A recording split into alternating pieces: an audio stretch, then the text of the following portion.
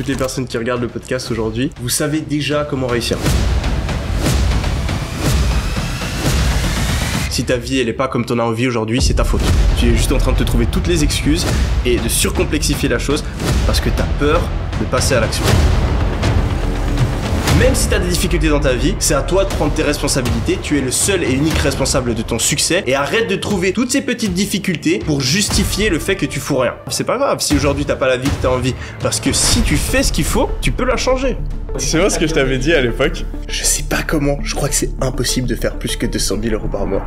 Ah mais tu te souviens? Je me souviens maintenant que tu me le redis. Je me souviens, je te posais la question, j'étais mec, Alec, est-ce que tu penses que je peux gagner plus? Bon bah, t'as trouvé la réponse, hein, visiblement. La plupart des millionnaires sont débiles. Je m'en suis rendu compte la première fois quand je suis allé à mon premier mastermind. J'ai cru que t'allais dire, je m'en suis rendu compte la première fois que je t'ai rencontré. Au quotidien, j'ai l'opportunité de rencontrer des entrepreneurs et personnalités. Leur point en commun, le succès s'est manifesté dans leur vie. Cela m'a confirmé que la réussite tient parfois à une seule décision. Je suis Alec Henry et l'objectif de ce podcast est de vous inspirer et vous offrir à votre tour le déclic qui fera toute la différence. Salut Yomi. Hello Alec. Ça va? Très bien et toi? Ça fait plaisir de t'avoir ici. Ça fait plaisir d'être ici. Depuis le temps qu'on se connaît finalement, tu sais que c'est incroyable parce que moi je me souviens encore des premières vidéos que je voyais de toi, avec le hashtag YomNation au-dessus de ton épaule gauche comme ça sur le tableau à l'écrit, le stylo. Ouais. Et depuis t'en as fait des choses énormément.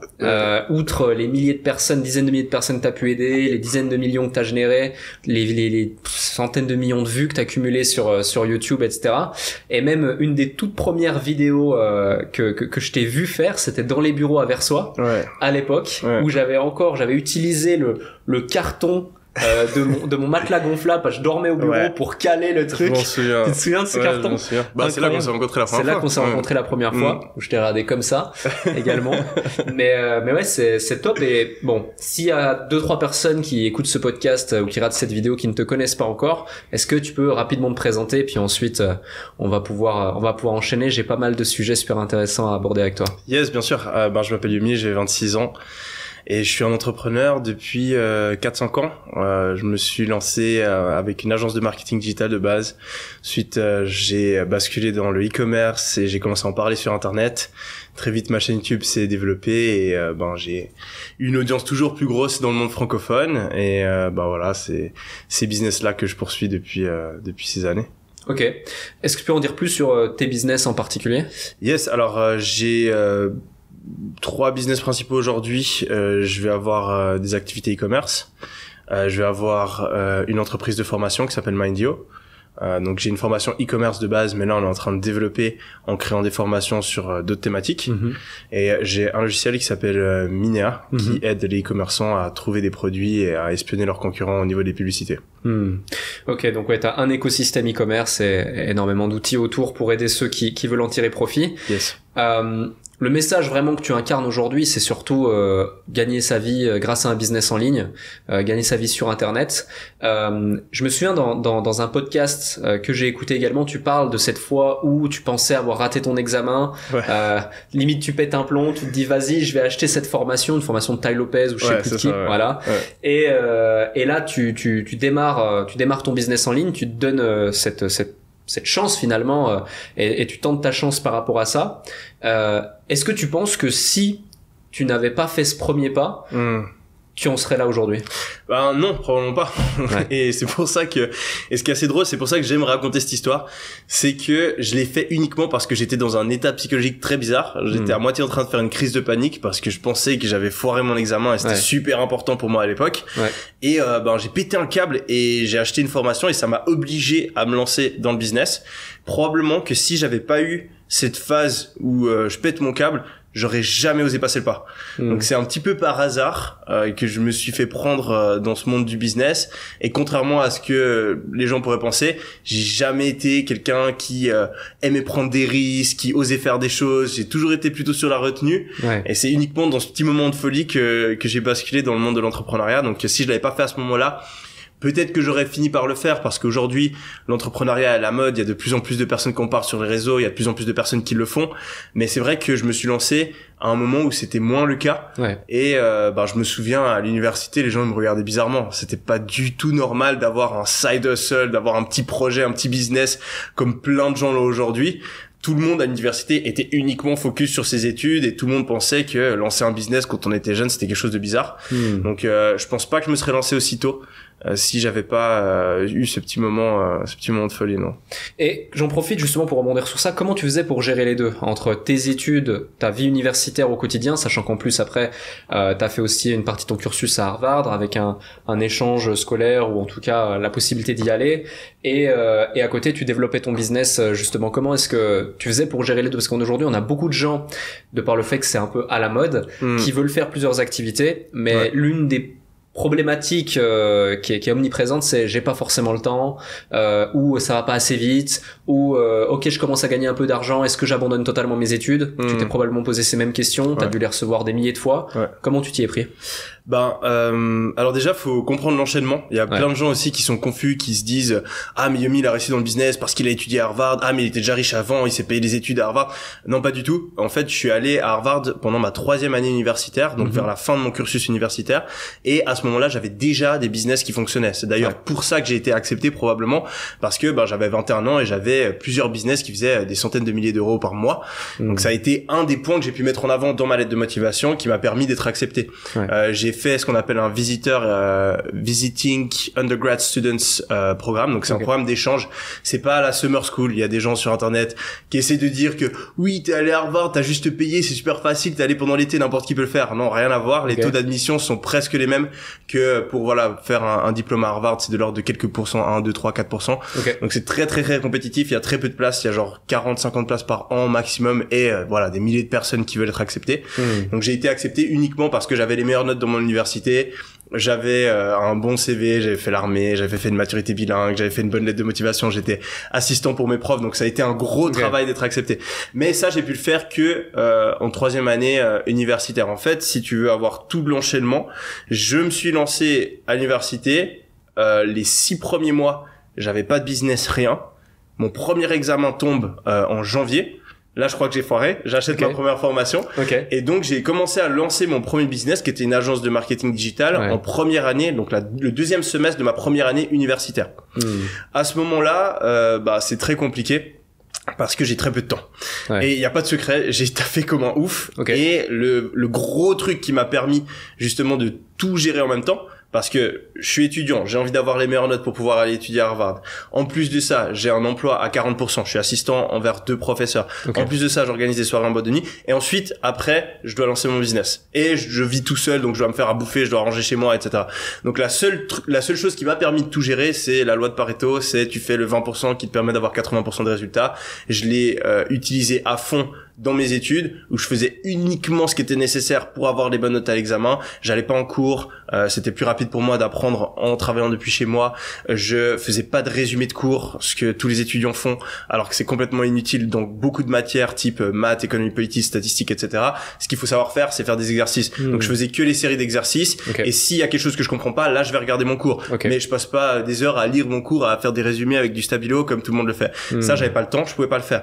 J'allais pas en cours, j'étais ultra efficace sur mes cours, et puis j'avais un emploi du temps vraiment minuté, millimétré. Ensuite j'allais à la bibliothèque, je rentrais, je me faisais à bouffer, j'avais des recettes qui me prenaient moins de 10 minutes à faire, justement parce que j'avais pas le temps de faire à manger. Ensuite après je retournais à la bibliothèque, et là je travaillais sur mon business, et j'avais 1 heure maximum, 2 heures de temps libre par jour, même pas. Et le week-end je le passais à travailler. Donc non, c'est vraiment, je pense que c'était la période la plus productive de ma vie, et ça a été nécessaire à me faire décoller, et je suis extrêmement heureux de m'être un petit peu plus bougé le cul que les gens à ce moment-là de ma vie, parce que sinon j'en serais pas là aujourd'hui. Et c'est super intéressant d'avoir aujourd'hui la rétroactive, tu vois, de tout ça, mais c'est un petit peu comme quand on analyse un trade gagnant, tu vois, tout paraît évident, et on se dit ah ouais, là il y a eu le support, la résistance, le pullback, le machin, tu vois, tous ces apprentis experts qui peuvent te faire la rétroactive 100 fois, tu te dis mais ces mecs ils vont bosser chez BlackRock ou n'importe où, tu vois. Et mais comment tu te sentais à ce moment-là quand tu charbonnes énormément? Je l'ai vécu aussi cette phase-là, mais tu vois, moi je ne saurais pas forcément expliquer ce qui fait que finalement j'étais tiré comme par une énergie vers l'avant en me disant je sais pas ce que je vais chercher, mais je vais le chercher et je crois le process, parce qu'en plus toi comme moi on était à une époque où il n'y avait pas toute l'information qu'il y a sur internet aujourd'hui. Il n'y avait pas des gens comme toi qui font le récit de leur parcours et inspirent des centaines de milliers de personnes, des millions de personnes, alors qu'aujourd'hui effectivement quand tu hustles ça vient comme une évidence et tu vois clairement quel va être l'objectif que tu cherches à atteindre. Toi, qu'est-ce que tu te disais? Qu'est-ce qui te poussait à justement continuer à faire ça jusqu'à l'atteindre de cet objectif? Bah en fait, j'ai eu autant d'énergie et autant de motivation à ce moment-là parce que j'ai eu un véritable déclic le jour où j'ai eu mon premier client. Parce que je me suis rendu compte que moi, Yummy, à 20 ans, je peux gagner de l'argent grâce à mon propre business. Et je peux le faire en étant jeune, je peux devenir riche, je peux avoir du succès maintenant. Alors que j'étais convaincu qu'il fallait avoir 30 ans, 35 ans, avoir des diplômes, de l'expérience, une idée de génie pour me lancer. Donc le moment où j'ai réalisé que c'était possible, bah j'ai eu un déclic monstrueux et j'ai eu une envie, une hargne de dingue parce que j'avais passé les 5, même peut-être les 10 années précédentes à me dire putain, j'ai envie d'avoir du succès dans ma vie, j'ai envie d'être riche parce que je suis dans une famille relativement pauvre, j'ai envie de pouvoir me payer ces trucs, j'ai envie de pouvoir avoir ce respect, j'ai envie de pas être stressé par les factures comme mes parents. Tout ça, j'avais ce poids sur moi, ce poids sur mes épaules depuis 10 ans. Donc quand j'ai réalisé que en fait non, t'as pas besoin d'aller étudier pendant 5 ans, de travailler dans une multinationale, de faire des trucs que tu kiffes pas, de faire du métro boulot dodo, quand j'ai réalisé qu'il y avait une opportunité de gagner beaucoup d'argent depuis mon ordi, en étant entrepreneur, en étant jeune, bah j'avais pas le choix. J'avais pas le choix. Je devais essayer. Et comme tu l'as dit, t'as tout à fait raison. C'était pas du tout une évidence. Moi, je me suis pas dit ah oui, il y a ce truc de business en ligne. C'est bon, je suis riche. Je suis sûr et certain que ça va marcher. J'en avais aucune idée de base. J'ai essayé de faire mon agence de marketing digital, mais les erreurs que je faisais n'importe quoi. Mais je progressais, j'essayais. Et puis, je regardais des vidéos, je lisais des livres, je tentais des trucs. Et au fur et à mesure, je voyais, ça montait de mois en mois, je gagnais toujours plus. Après, je découvre le e-commerce. Bim, je gagne 3 fois plus, 4 fois plus, 10 fois plus. Je me mets à vendre des formations, je me fais faire du coaching. Bam, bam, bam, ça monte. Et donc, j'avais cette espèce de progression. Ou certes, des fois ça redescend, mais je voyais que plus je travaillais, plus j'essayais des trucs, plus ça fonctionnait. Donc c'était juste, vas-y, continue. T'es sur une pente qui monte, continue. Ok, je vois. Et justement par rapport à tout ça, est-ce que tu peux nous raconter ton premier client? Tu dis que ça a été ce déclic. C'était quoi ton premier client? Comment tu l'as eu? Qu'est-ce que tu lui as vendu concrètement? Parce que tu sais, il y a beaucoup de gens qui disent ah ouais, c'est super intéressant, ok, mais c'est quoi ton premier client? Que ça me mette aussi un petit peu une piste, le pied à l'étrier. J'ai aussi envie d'avoir ce premier client. Ouais, alors j'ai déjà raconté quelques fois l'histoire, mais en gros elle est assez drôle parce que j'ai acheté cette formation. C'était la formation de Tai Lopez sur comment lancer une agence de marketing digital. Je regarde les vidéos à l'intérieur et Tai Lopez, c'est un mec, il est ultra inspirant, il sait énormément de choses, mais il est super désorganisé. Donc sa formation, c'était un espèce de gros bordel. On savait pas trop quoi regarder, dans quel ordre. Donc j'avais regardé un petit peu. J'avais compris qu'il fallait avoir plusieurs packages. Donc j'avais une offre à 500 balles, une offre à 1000 balles et une offre à 1500. Donc c'est en francs suisses parce que je suis en Suisse à l'époque, mais c'est plus ou moins la même chose que des euros. Et j'avais dans l'offre de base, je gère vite fait tes pubs, dans l'offre du milieu, je gère un peu plus tes pubs et je fais des images personnalisées. Et puis dans la troisième offre, je sais pas ce que je faisais à l'époque. Et en fait, de fil en aiguille, je trouve le contact du manager du Black Pearl. Peut-être que tu connais, c'est une boîte de nuit à Montreux. Et j'arrive à obtenir un rendez-vous avec pour les aider sur leur stratégie marketing. J'arrive, il est là, il y a le propriétaire et sa femme. Donc ils sont 3, je suis tout seul. J'ai acheté la formation il y a une semaine, j'en ai aucune idée. Je sais plus ou moins ce que c'est une publicité Facebook, je sais qu'il faut avoir différents packages. Et c'est tout. Mais je me suis dit, vas-y. Donc j'arrive, et je fais mon pitch.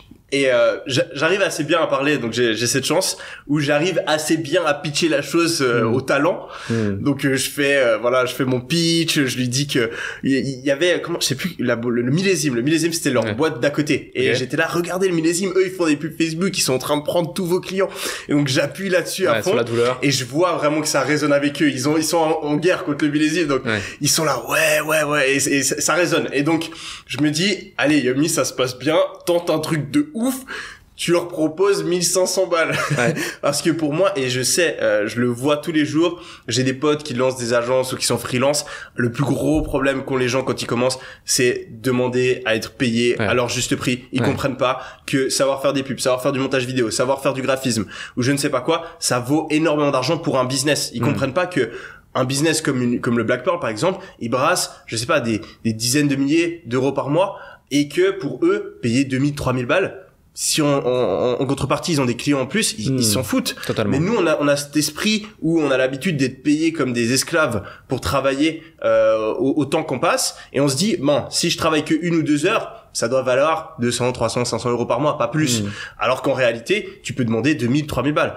Et moi j'avais aussi cette croyance limitante. Donc pour moi demander 1500 euros c'était un truc t'as pété un câble, ils vont se foutre de ta gueule. Mais bon, on essaye. Ouais.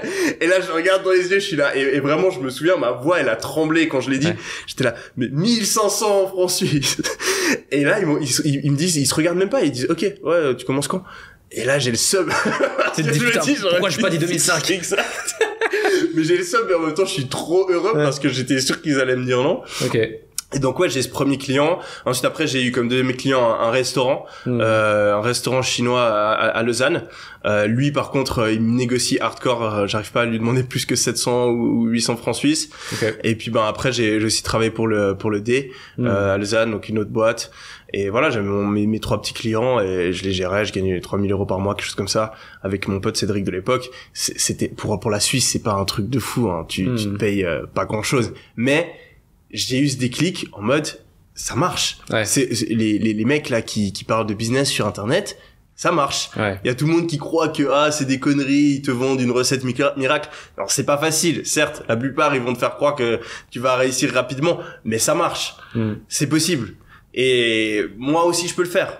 C'est pas les entrepreneurs, c'est pas des génies, c'est pas des personnes qui ont un truc en plus parce qu'on a souvent cette impression qu'un entrepreneur il naît comme ça, c'est le mec il a toujours des idées, le mec l'information dont il ne dispose pas. Exact. Alors que dalle, l'entrepreneur ça peut être toi, ça peut être ta mère, ça peut être ton frère, ça peut être ton pote, il y a vraiment rien et c'est un truc dont je me rends compte et c'est drôle mais la plupart des millionnaires sont débiles. J'aime trop dire cette phrase. Je m'en suis rendu compte la première fois, tu sais quand? C'était quand je suis allé à mon premier mastermind. J'ai payé 20 000 euros. J'ai cru que t'allais dire, je m'en suis rendu compte la première fois que je t'ai rencontré. Je me suis rendu compte, je suis arrivé à ce mastermind, 20 000 euros. Ok. Je paye pour parler à des gens. Donc déjà pour moi, à l'époque, je suis même pas super riche. Je suis là, c'est un truc de fou de payer autant. Mais bon, apparemment, ça aide d'aller à des masterminds. Ouais. J'y vais et ça m'a aidé. Mais j'arrive là-bas, je me mets à faire du networking. Et les mecs que je rencontre, je m'attendais à des génies, parce qu'ils gagnaient tous des centaines de milliers d'euros par mois, mais c'était des mecs normaux. Ouais. Les mecs qui sont millionnaires, ils sont normaux. C'est le mec que tu croises dans l'ascenseur, c'est ton pote de lycée, c'est ton pote de l'uni. C'est pas des gens différents. C'est juste des gens qui ont compris que en fait lancer un business, c'est comme tout dans la vie, tu peux lancer un business comme tu peux commencer à jouer au volley, comme tu peux apprendre une langue, comme tu peux je sais pas, te lancer dans la peinture. C'est un truc que t'essayes, tu t'améliores et de fil en aiguille tu deviens meilleur. Et ils se sont lancés. Ils ont trouvé des trucs qui fonctionnaient. À un moment, ils ont trouvé quelque chose qui fonctionnait et ils ont continué à le faire. C'est pas des gens qui ont fait un business plan en 5 étapes, qui ont eu une stratégie, un déclic révolutionnaire, qui ont prévu l'évolution d'une industrie comme on pourrait le penser. Ouais, totalement. Je te rejoins à 100%.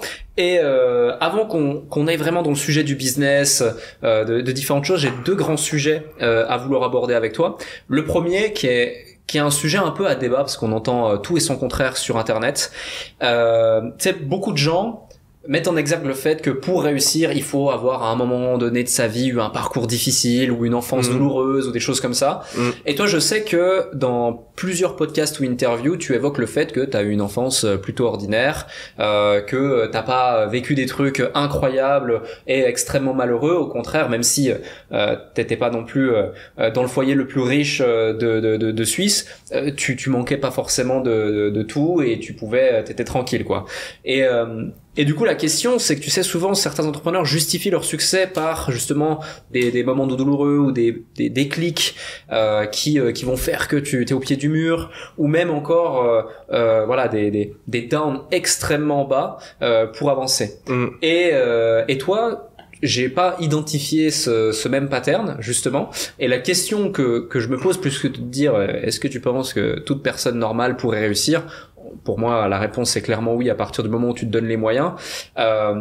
C'est d'où te vient cette volonté, cette force, cette compétitivité, cette envie d'aller toujours plus loin, d'être toujours le meilleur et le numéro 1 dans ce que tu fais.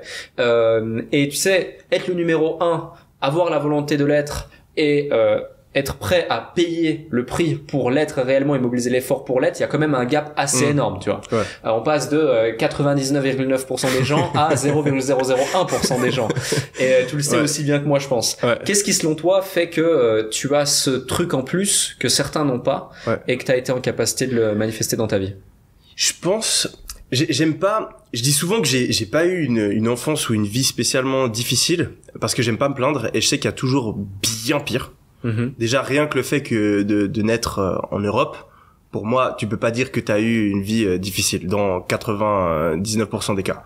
Parce que quand tu nais en Afrique ou en Asie ou dans certains pays où il y a pas du tout les infrastructures qu'il y a ici, t'es dans une situation qui est, on peut même pas imaginer à quel point c'est plus difficile. Donc déjà, rien qu'à ce niveau-là, j'aime pas me plaindre. Et ensuite, je pense que j'ai quand même eu de l'adversité, et je pense que j'ai quand même eu toute une première phase dans ma vie où on était quand même clairement pauvre, où j'ai vraiment ressenti ce manque. D'accord.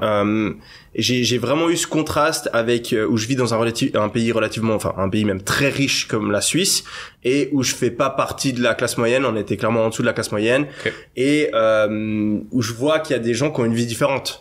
De base, quand j'habitais à Lausanne avec à travers mon meilleur ami de l'époque qui était fils d'architecte, et des fois j'allais chez lui et c'était pas du tout la même chose. Et ensuite, encore plus quand j'ai déménagé, parce que ma mère et mon père se sont séparés quand je devais avoir 8 ans. Ma mère a déménagé à Saint-Léger, qui est un petit village en dessus de Montreux. C'est en dessus de Vevey, là où il y a le siège de Nestlé. Donc t'as tous les expats. C'est un village de riches. En gros, il y a que des villas.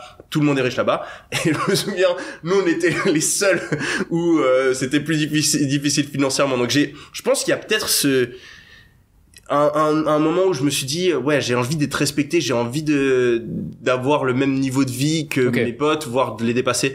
Donc je pense qu'il y a peut-être ça. Et après il y a aussi clairement la mentalité de mon père, qui est quelqu'un de très ambitieux et de très compétitif lui aussi, et qui me l'a transmis dès mon plus jeune âge, à travers le foot surtout, parce que il était toujours là pour m'accompagner au match de foot, et il était très très très très dur avec moi.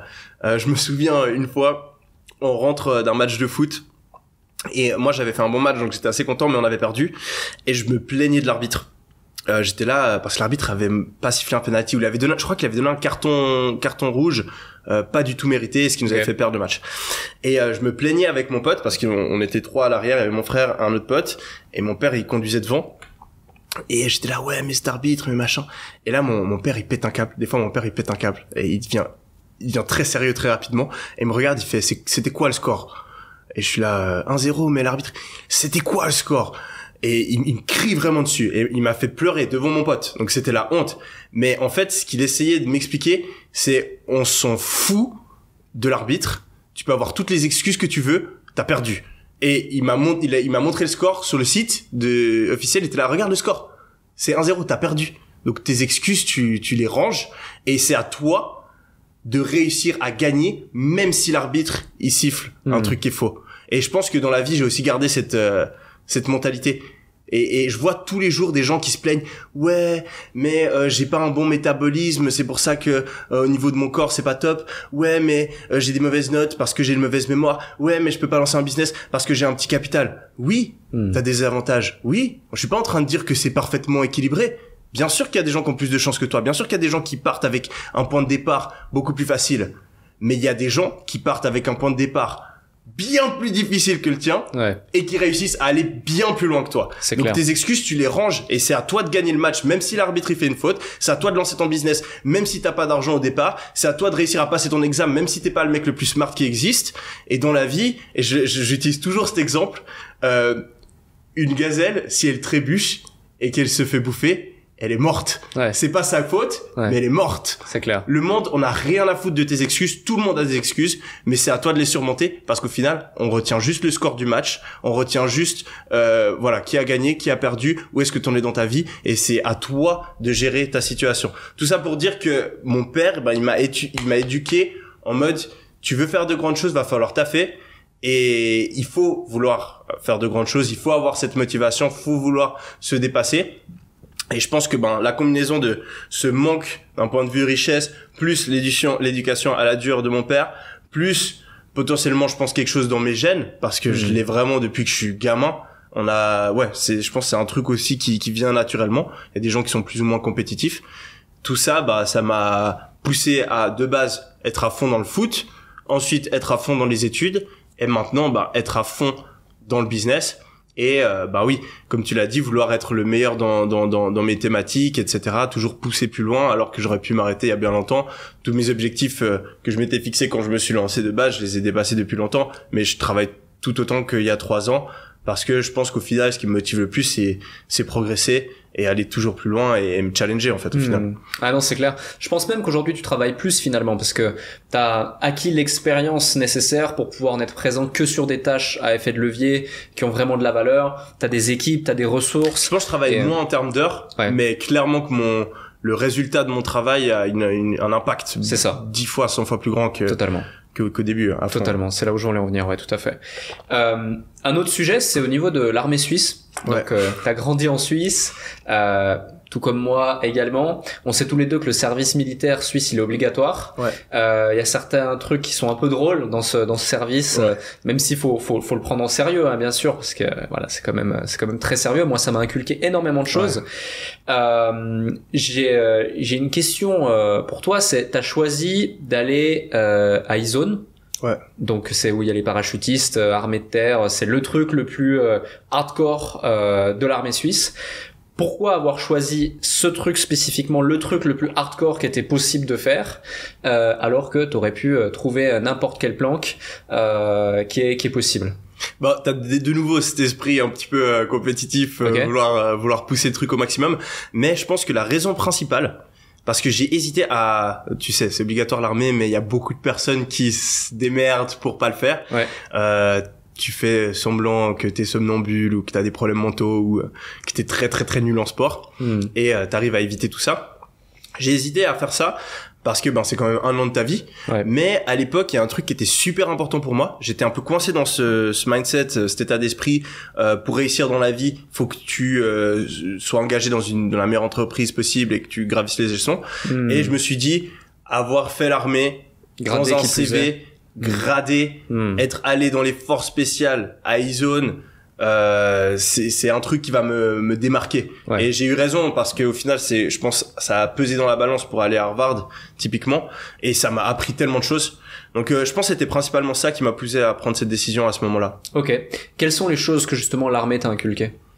Clairement la discipline, parce que aujourd'hui je suis convaincu qu'on a une génération de bébés pleureurs où on est chouchoutés. Depuis la maternelle jusqu'à l'université, voire même jusqu'à notre premier emploi, où on a tout le monde qui est là. Ah non, attends, un bébé il tombe. Est-ce que tu t'es pas fait mal? À l'école, tu te sens pas bien? Ah non, rentre à la maison. Tu t'es à la gym, t'aimes pas faire le sport? Ah non, mais y a pas besoin, fais pas de sport. Et on n'a plus du tout cette habitude de faire des choses difficiles. À l'armée, c'est l'inverse. T'arrives, t'as un premier lieutenant qui se met à 2 cm de toi et qui te crie dessus de toutes ses forces et tu peux rien dire.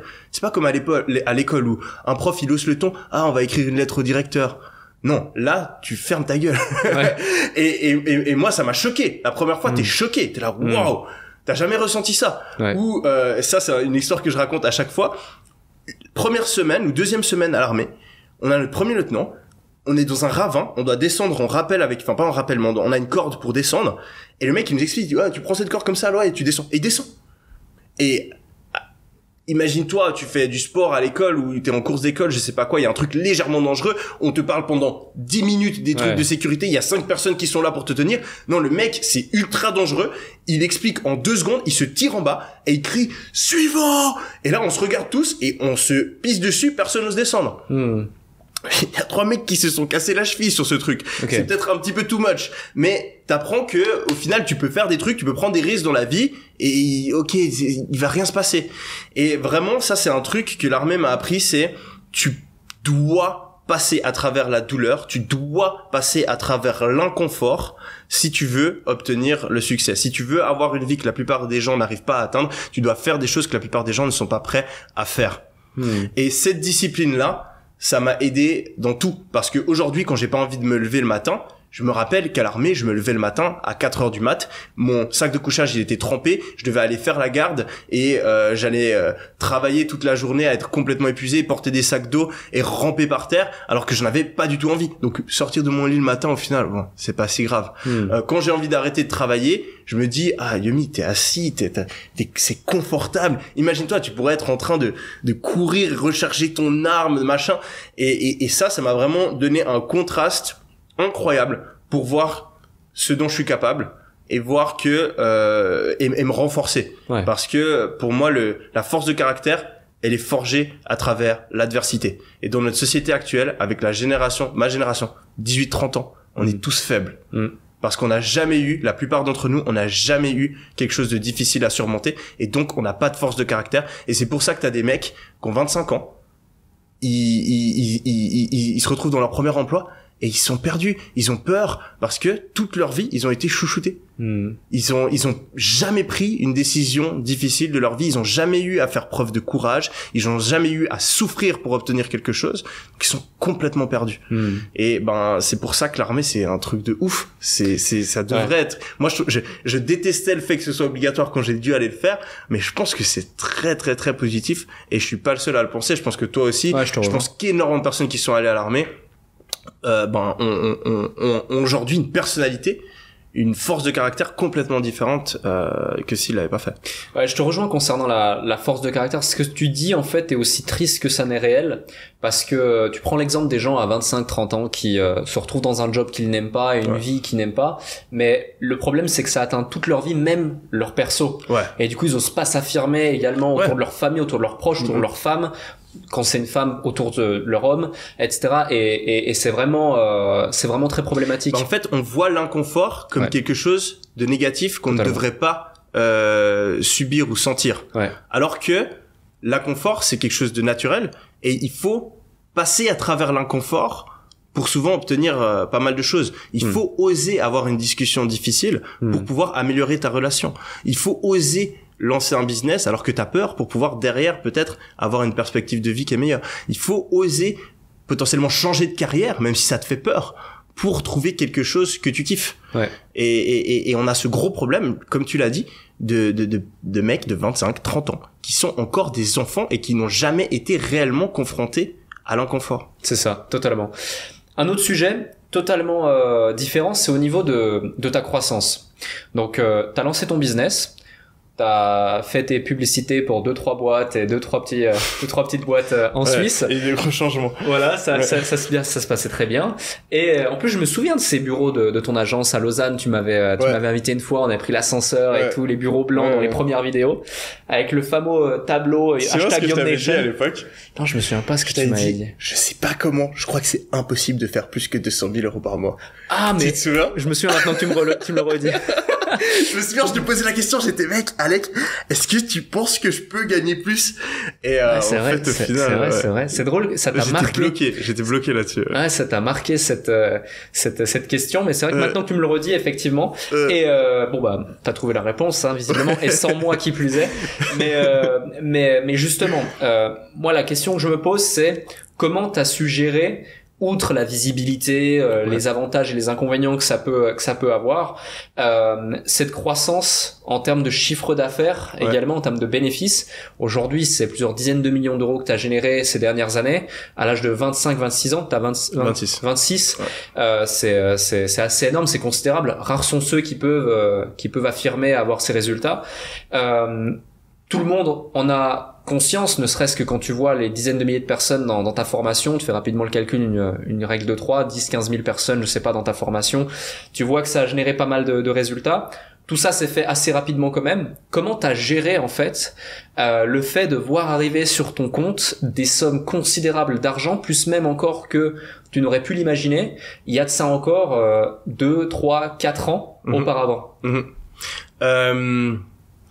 Ce qui est drôle en fait, c'est que tout comme je pensais que c'était impossible de dépasser les 200 000 euros par mois, moi j'ai toujours été, il y a plein de personnes qui sont ultra optimistes et qui voient ultra grand. Moi je suis l'inverse. Je suis très très modeste dans mes objectifs. Je me souviens, avant de me lancer dans le business, j'avais mon objectif ultime, c'était être millionnaire avant 30 ans. Donc déjà, si je suis millionnaire avant 30 ans, j'ai réussi ma vie. Et ensuite après, j'ai réussi à faire 1 million. J'étais là, j'essaye de faire 2. J'ai jamais été le mec à me dire, ouais, l'année prochaine je fais 10. Donc pendant les 3-4 premières années de mes business, chaque année je faisais beaucoup plus que ce que je pensais que j'allais faire, et j'étais surpris positivement. Et du coup, ça amène aussi un peu du stress où t'as ton truc qui croît plus vite que ce que tu penses que ça allait croître. Mais c'est ce que je kiffe. J'adore. J'aime justement. J'ai été confronté très tôt dans ma vie, que ce soit à travers le sport ou ensuite à travers l'armée, à devoir gérer des situations compliquées. Mais je sais que j'en ressors grandi et j'en ressors accompli. Il y a plein de gens, quand on parle de confort, il y a plein de gens, ils cherchent le confort. Moi, je cherche l'inconfort parce que je sais qu'à travers l'inconfort, je me sens ensuite accompli. Et moi, c'est ce sentiment d'accomplissement qui me fait kiffer. Le sentiment d'avoir réussi quelque chose de difficile. Donc, voilà, toujours plus de clients, mes business e-commerce qui croient, mon business de formation qui croît. Je lance encore un business de logiciel. J'ai d'autres projets à côté.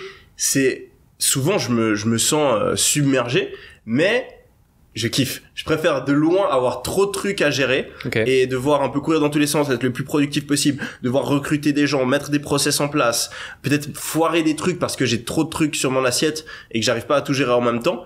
Mais au moins j'apprends. Et être challengé, c'est vraiment ça que je kiffe. Donc et justement aujourd'hui, un de mes plus grands challenges, c'est que au début ça décolle, ça croît très vite, et après tu t'arrives à la fin d'un cycle où ça commence à ralentir. Moi mes business fonctionnent très bien aujourd'hui, mais j'ai plus une croissance explosive comme j'avais où chaque année je fais le double, le triple. C'est en train de se stabiliser comme tout business mature, et je fais du plus 10, plus 20, plus 30% à l'année maximum. Mais ça m'intéresse moins. Je trouve ça un petit peu, je suis pas le mec qui aime optimiser les moindres trucs, j'aime bien faire des gros bonds. Et donc, aujourd'hui, j'essaie de développer de nouvelles activités. C'est pour ça que, par exemple, sur mon business de formation, on est passé de 1 à bientôt 6-7 formations pour essayer de créer une espèce d'université 2.0 où justement on aide des gens dans des thématiques différentes. Et je suis en train de réfléchir à de nouveaux business à lancer ou changer le business model que j'ai sur certains business pour pouvoir avoir plus de croissance et avoir justement retrouvé un peu ce sentiment de waouh, ça explose et on essaie de gérer comme on peut les nouvelles activités. C'est quoi tes prochains objectifs là aujourd'hui, si tu devais définir des objectifs chiffrés? Concrètement, tu dis que tu minimises un petit peu, t'es pessimiste dans l'atteinte de tes objectifs, mais en même temps, je t'ai déjà entendu dire que tu savais que t'allais être milliardaire ou que tu voulais... Non, j'ai jamais dit ça. Non? Ou que tu voulais être milliardaire? Je vais essayer d'être milliardaire, mais je pense pas que je vais réussir. Donc je reste quand même clairement dans cette idée où je vois pas trop grand. T'as bien fait de me corriger. Non, vraiment, je vais essayer. Et souvent, je vois des gens, ils ont un certain défaut, ils ont un certain truc... typiquement le plus courant c'est les perfectionnistes et en fait ils se disent mais je suis perfectionniste, ils prennent ça comme une fatalité. Moi je sais que je suis pas assez ambitieux, que je vois pas assez grand. Donc qu'est-ce que je vais faire? Je vais pas me dire mais je vois pas assez grand, je suis comme ça, je suis pessimiste. Non, je vais me forcer. Et c'est pour ça typiquement que je dis je vais essayer d'être milliardaire parce que mon cerveau quand je lui dis ça, il est là non mais attends Yomi, tu dis n'importe quoi. Mais je me force et je le dis parce que ça va me forcer à aller plus loin et je sais qu'en me fixant des plus grands objectifs, je vais obtenir de meilleurs résultats. Et souvent, je vois des gens dans le business, mais je suis pas bon en informatique. Ouais, mais change ça. Ou mais je suis perfectionniste. Ouais, change ça. Arrête. Et j'ai souvent des gens dans mon entourage, je les vois, ils essaient typiquement de lancer un business, ils me demandent des conseils et je les vois, ils sont en train de s'obséder sur leur site alors que ça sert à rien, il faut que tu aies trouvé des clients. Et je leur dis arrête de t'obséder sur ton site, va trouver des clients. Et la personne elle me répond oui, mais je suis perfectionniste, il faut que je finisse mon site. Je suis là, non. Tu sais que t'es en train littéralement de me dire que tu sais que tu fais une erreur, mais que tu vas la faire quand même. C'est stupide. Ça n'a aucun sens. Donc voilà, donc moi je fais exprès de me forcer à faire l'inverse, et c'est pour ça que j'essaie d'avoir des grands objectifs. Et aujourd'hui, les 2 gros objectifs que j'ai, c'est de lancer un business. Par cet objectif de taper le milliard, pour moi c'est vraiment l'étoile polaire. Pour moi, c'est super important d'avoir un objectif vraiment à très long terme qui guide un petit peu tout ce que tu fais. Et j'appelle ça la Mike Tyson mentality. Où si tu lis la biographie de Mike Tyson, le mec il veut devenir le meilleur boxeur de tous les temps, et c'est son obsession, et tout ce qu'il fait ça va dans cette direction, et ça lui donne une raison de vivre. Et je pense que c'est très très très puissant d'avoir ce mindset. J'avais ce mindset à l'époque quand j'étais joueur, quand je voulais faire joueur de foot et professionnel, et je savais, il y avait une espèce de motivation générale qui guidait toute ma vie. Et je me suis rendu compte, après avoir passé, moi, le gros palier que j'avais, c'était les 10 millions de fortune personnelle dans le business. Après avoir passé ce palier, j'avais plus vraiment de vrais objectifs. J'étais, j'essaie de gagner plus d'argent, d'avoir plus d'argent, c'est cool, donc on essaye. Mais il y avait plus cette raison. Et donc, c'est pour ça que je me suis dit, ok, on va créer un gros objectif à long terme. Ça va être, tu veux taper le milliard. Donc ça, j'ai cet objectif à long terme, et un peu plus court terme. Moi, je pense que j'ai 2 objectifs, où soit j'ai envie de lancer un business maintenant qui peut au minimum faire 9 chiffres, donc 100 millions minimum, et idéalement c'est le business qui peut même m'amener au milliard. Donc il faut que je le trouve, parce qu'aujourd'hui mes business ils sont bien, mais c'est pas les meilleurs business models pour aller taper ce genre de chiffres. Et ensuite, ça c'est un premier objectif, peut-être que je vais le tenter l'année prochaine, peut-être que je me laisse un petit peu de pause, parce que voilà, j'ai beaucoup travaillé ces dernières années, donc il faut aussi peut-être potentiellement que je profite un petit peu plus. Et après j'ai le deuxième gros objectif, où j'ai envie d'avoir une présence encore plus massive sur les réseaux sociaux. Donc peut-être voilà, j'ai envie d'aller taper plusieurs millions d'abonnés sur YouTube par exemple. Et là peut-être qu'il faut que je change un petit peu de thématique, où je sorte vraiment de la sphère pure business, et que j'ai tapé je sais pas, un truc un peu plus mainstream, peut-être un peu plus dans le divertissement. Donc voilà, peut-être voilà, j'ai ces 2 objectifs, soit je lance un gros business, soit j'essaie d'exploser vraiment sur les réseaux sociaux. Ok, pourquoi pas faire les 2? J'arrive quand même mieux à travailler moi quand j'ai un focus principal. Et on en avait déjà parlé, parce que toi t'es un peu plus genre de mec qui fait 15 trucs en même temps. Moi j'aime bien vraiment être focus sur un seul truc. Et j'arrive pas bien en fait j'ai une espèce de, mon cerveau est un petit peu obsédé souvent par une chose, et je sais que si je mets cette obsession sur un seul objectif, en général j'arrive à tout défoncer. Mais si j'ai plein de trucs en même temps, ça marche moins bien. C'est uniquement quand j'ai eu plusieurs projets en même temps que j'ai échoué des trucs et que ça s'est pas passé comme prévu. Donc c'est pour ça que j'essaie d'éviter d'avoir trop d'objectifs en même temps. Tu mets en exergue un point important, c'est de savoir se connaître.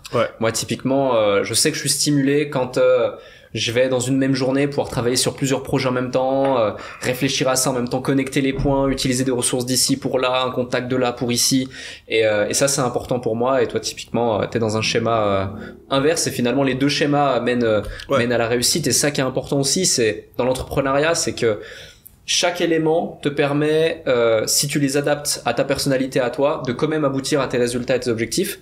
Je rebondis aussi sur un sujet drôle, c'est que tu disais, voilà, certains se disent, je suis perfectionniste, c'est une fatalité. Tu parlais d'un sujet une fois, comme quoi t'étais bordélique à la base. Et que finalement, c'est drôle parce que quand on regarde ta façon de travailler, ta façon de vivre, etc., que ce soit quand on te connaisse un peu ou qu'on te suive sur les réseaux sociaux, on se dit tout sauf que ce mec est bordélique. T'es ultra carré, organisé, productivité, même tu fais des Google Sheets de cases à cocher pour que ta journée, etc., etc. Est-ce que justement c'est pas une sorte de système que t'as mis en place pour justement contrecarrer, forcer le fait de contrecarrer ce côté un peu bordélique ou désorganisé de ta personnalité, qui fait que ça pouvait peut-être t'empêcher d'atteindre ou te ralentir dans l'atteinte de tes objectifs? J'irais même plus loin. De base c'était ça, mais c'est même allé beaucoup plus loin. J'ai appris un concept tôt dans le business qui a été vraiment clé dans ma réussite, c'est que tu peux changer ta personnalité, tu peux changer ton identité. Et il y a beaucoup de personnes qui vont essayer de garder la même personnalité, la même identité, mais essayer d'atteindre des objectifs différents. Et ça, je le dis souvent, c'est essayer de voler alors que t'es un poulet. C'est beaucoup plus efficace de devenir un aigle. Donc, qu'est-ce que tu fais? Tu changes ta personnalité. Si aujourd'hui, t'es quelqu'un de fainéant, il faut que t'arrives à changer, à entrer dans ton cerveau et à te faire penser que t'es quelqu'un de déterminé. Et c'est comme ça que tu vas réussir à atteindre tes objectifs. C'est pas en disant mais je suis une personne fainéante mais je vais quand même un petit peu essayer. Non, il faut que tu te convainques au plus profond de toi-même que t'es plus fainéant. Et il y a plein de gens, quand tu leur dis ça, ils disent non mais c'est pas possible, c'est comme ça, non mais j'ai toujours été comme ça. Et le problème c'est que tant que t'en es pas convaincu que tu peux changer ton identité, t'arriveras jamais à le faire. Et moi j'ai la chance de le comprendre, et donc j'ai réussi à le faire. Et je trouve ça ouf aujourd'hui, et c'est cette année vraiment qu'on est venu vers moi, et t'es pas le premier. Quand je me fais interviewer, on me dit ouais t'es un mec super organisé, et j'étais là putain. Il y a 3 ans, j'ai eu cet objectif, je me suis dit Yomi, t'as envie de réussir dans le business et t'es bordélique. J'ai toujours été un mec bordélique. Tu rentres dans ma chambre, c'est le bordel. À l'école, tous mes profs, c'est quand ils font les remarques dans l'agenda, c'était Yomi est désorganisé. Même à l'armée, quand je vais faire sergent, mais on me criait dessus parce que j'étais désorganisé, j'oubliais tout le temps des choses, tête en l'air, etc. Et je me suis dit, Yomi, tu veux réussir, change ta personnalité. Maintenant, t'es quelqu'un d'organisé. Et vraiment, la clé pour réussir là-dedans, c'est de premièrement changer toutes les pensées qu'on a. Donc, on a tous des cycles de pensée où on se dit mais je suis une personne désorganisée.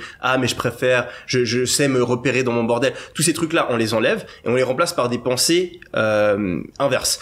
Et je vais me dire je suis un mec organisé. J'adore quand c'est propre. J'adore quand tout est carré. Et j'ai commencé à faire ce travail-là. Au début, c'est tout con, c'est de l'autosuggestion. Ça peut paraître con, mais avant de t'endormir sous ta douche, tu te regardes dans le miroir, tu te dis je suis organisé, je suis organisé, je suis organisé, je suis organisé. Et ensuite après tu changes tes habitudes.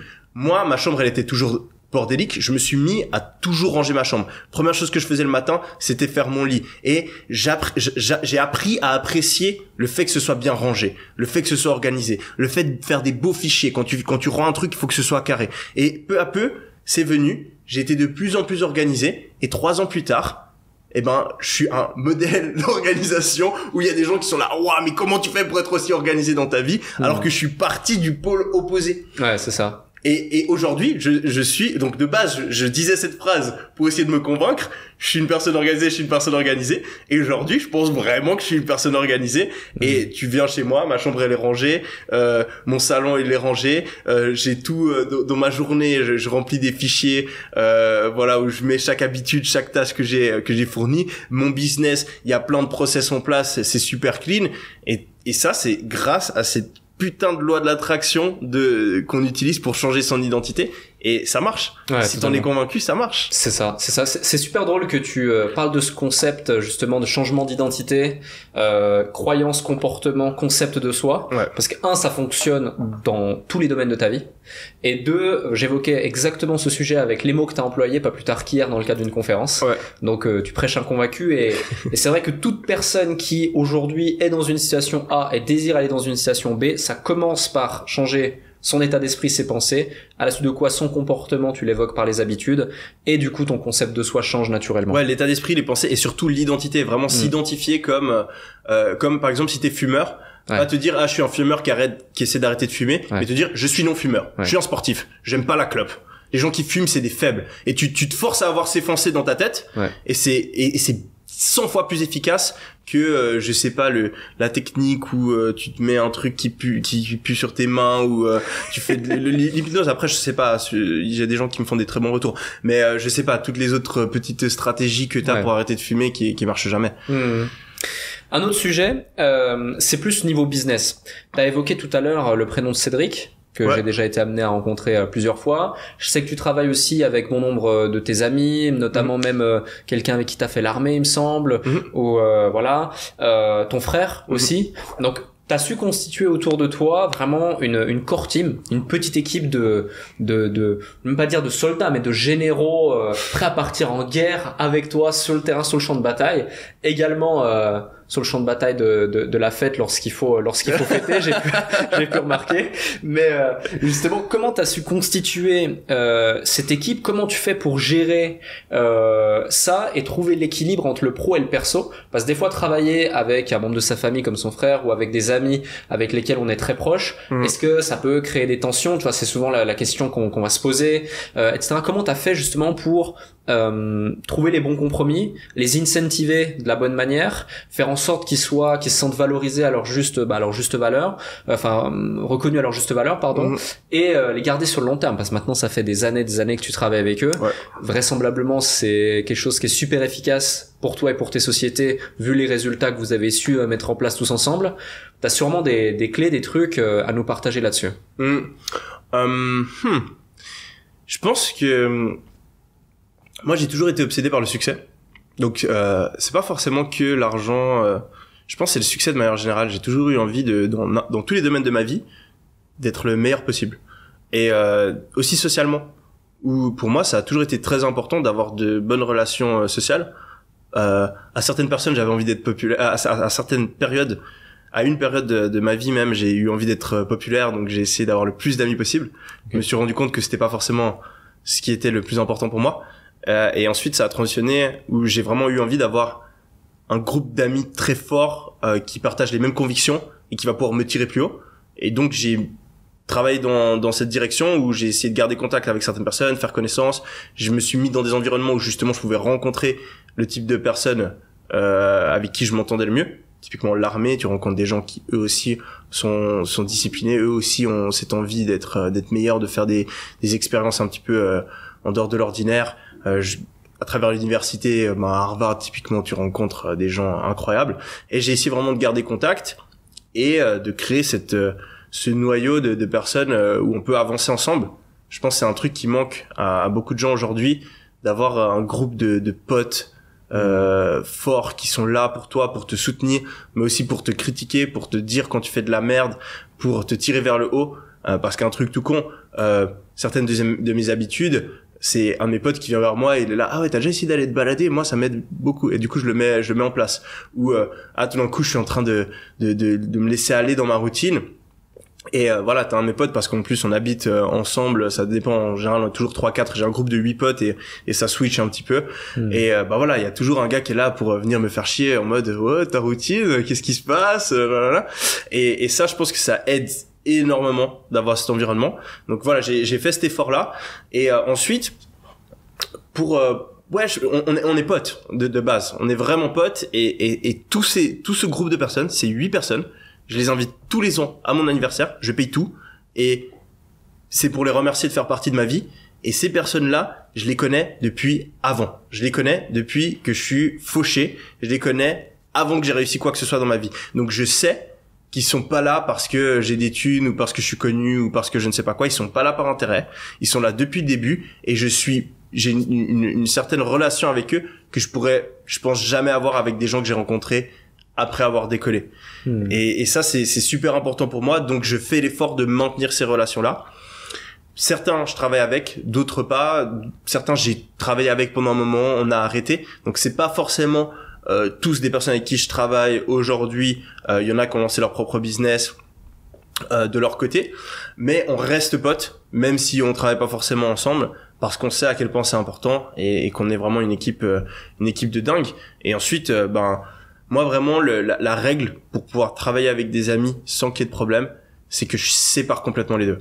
C'est je vais travailler avec un pote quand je me dis est-ce que je travaille avec lui ou pas, je le vois comme si c'était une personne avec qui j'avais jamais eu de relation perso.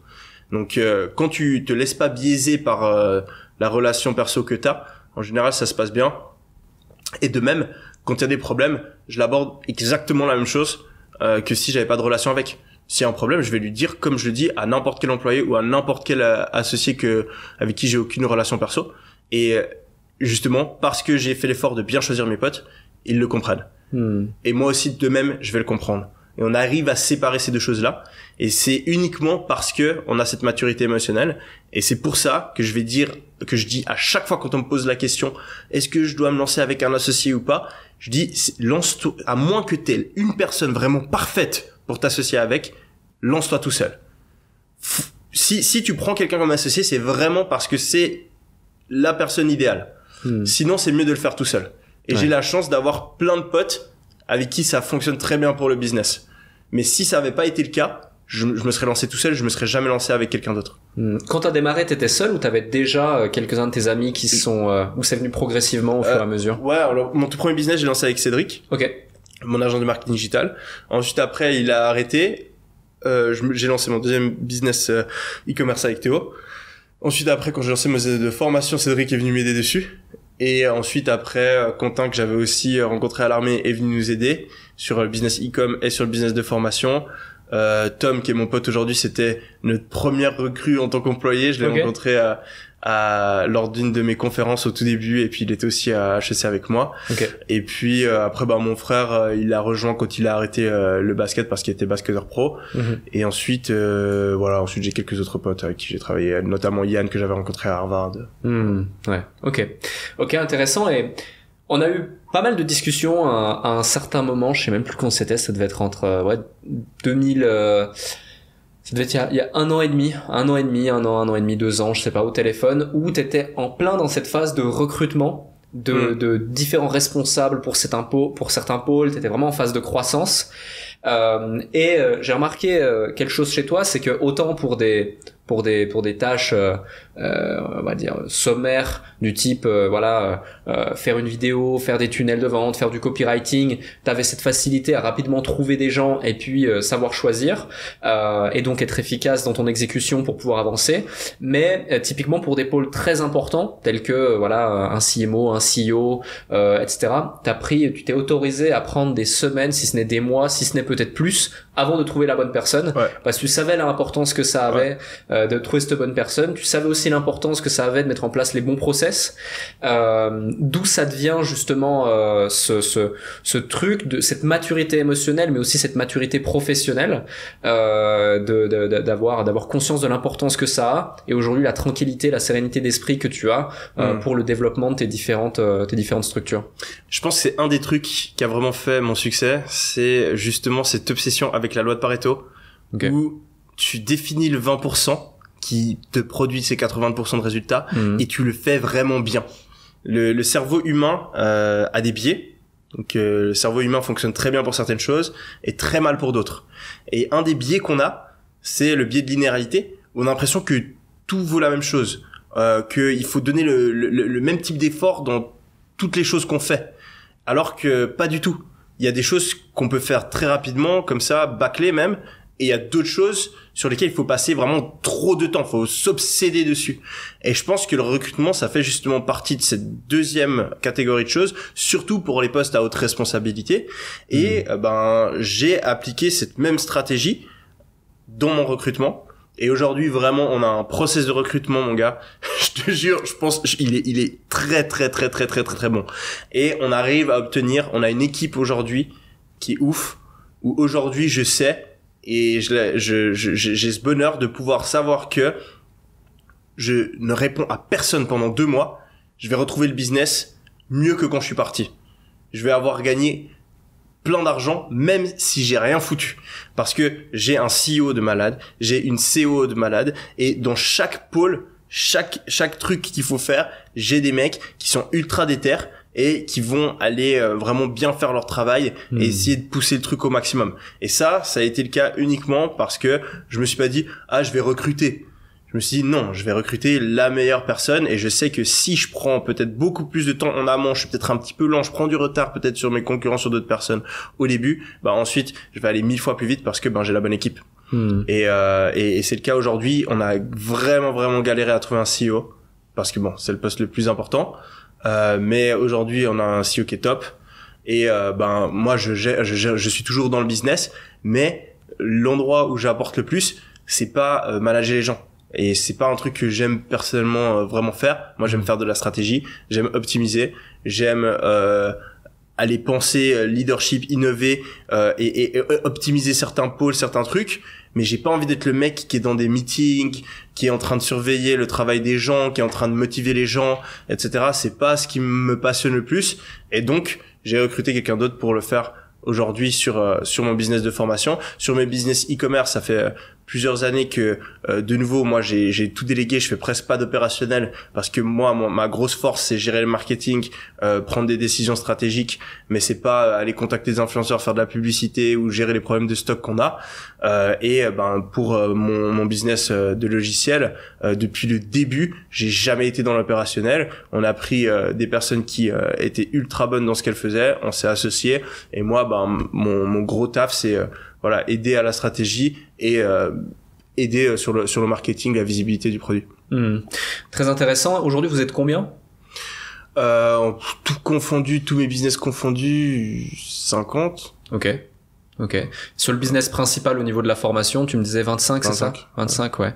Et raconte-nous comment t'as trouvé ton CEO, vu que c'était quelque chose d'assez compliqué, d'assez complexe. Avec notre process de recrutement, où en gros, je vais pas donner tous les secrets, mais en gros, on fonctionne vraiment par formulaire où on va poser des questions. On regarde pas du tout ton CV. Tu l'as recruté dans ton audience? Non, lui, je crois que c'est LinkedIn Ads. Ok. Donc on a vraiment ce formulaire qui centralise tout, qui va nous permettre de faire la sélection, et ensuite c'est comme du marketing. Tu fais ton marketing pour trouver des clients, t'as un tunnel marketing, tu fais la même chose pour trouver des gens que tu recrutes. Et souvent recruter une bonne personne, ça te fait gagner plus d'argent que dépenser plus en budget publicitaire.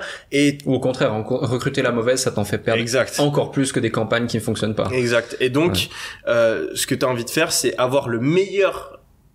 Faut penser en système. T'as le meilleur point de triage, donc tu fais une bonne sélection à travers un formulaire, et il faut bien réfléchir comment tu fais ton formulaire pour vraiment réussir à sélectionner les meilleurs. Donc tu passes beaucoup de temps à faire ton point de triage, et ensuite après tu remplis ton entonnoir le plus possible avec le plus de sources de trafic différentes. Donc on va avoir mon audience, c'est là où souvent on trouve des personnes vraiment bonnes, et ensuite on va avoir LinkedIn, on va avoir Indeed, on va avoir Malt, Fiverr, Upwork, on va avoir contacté nous-mêmes des gens, on va aller regarder sur nos concurrents, donc on essaie de remplir ce tunnel le plus possible et sélectionner les meilleures personnes qui sortent à travers le formulaire.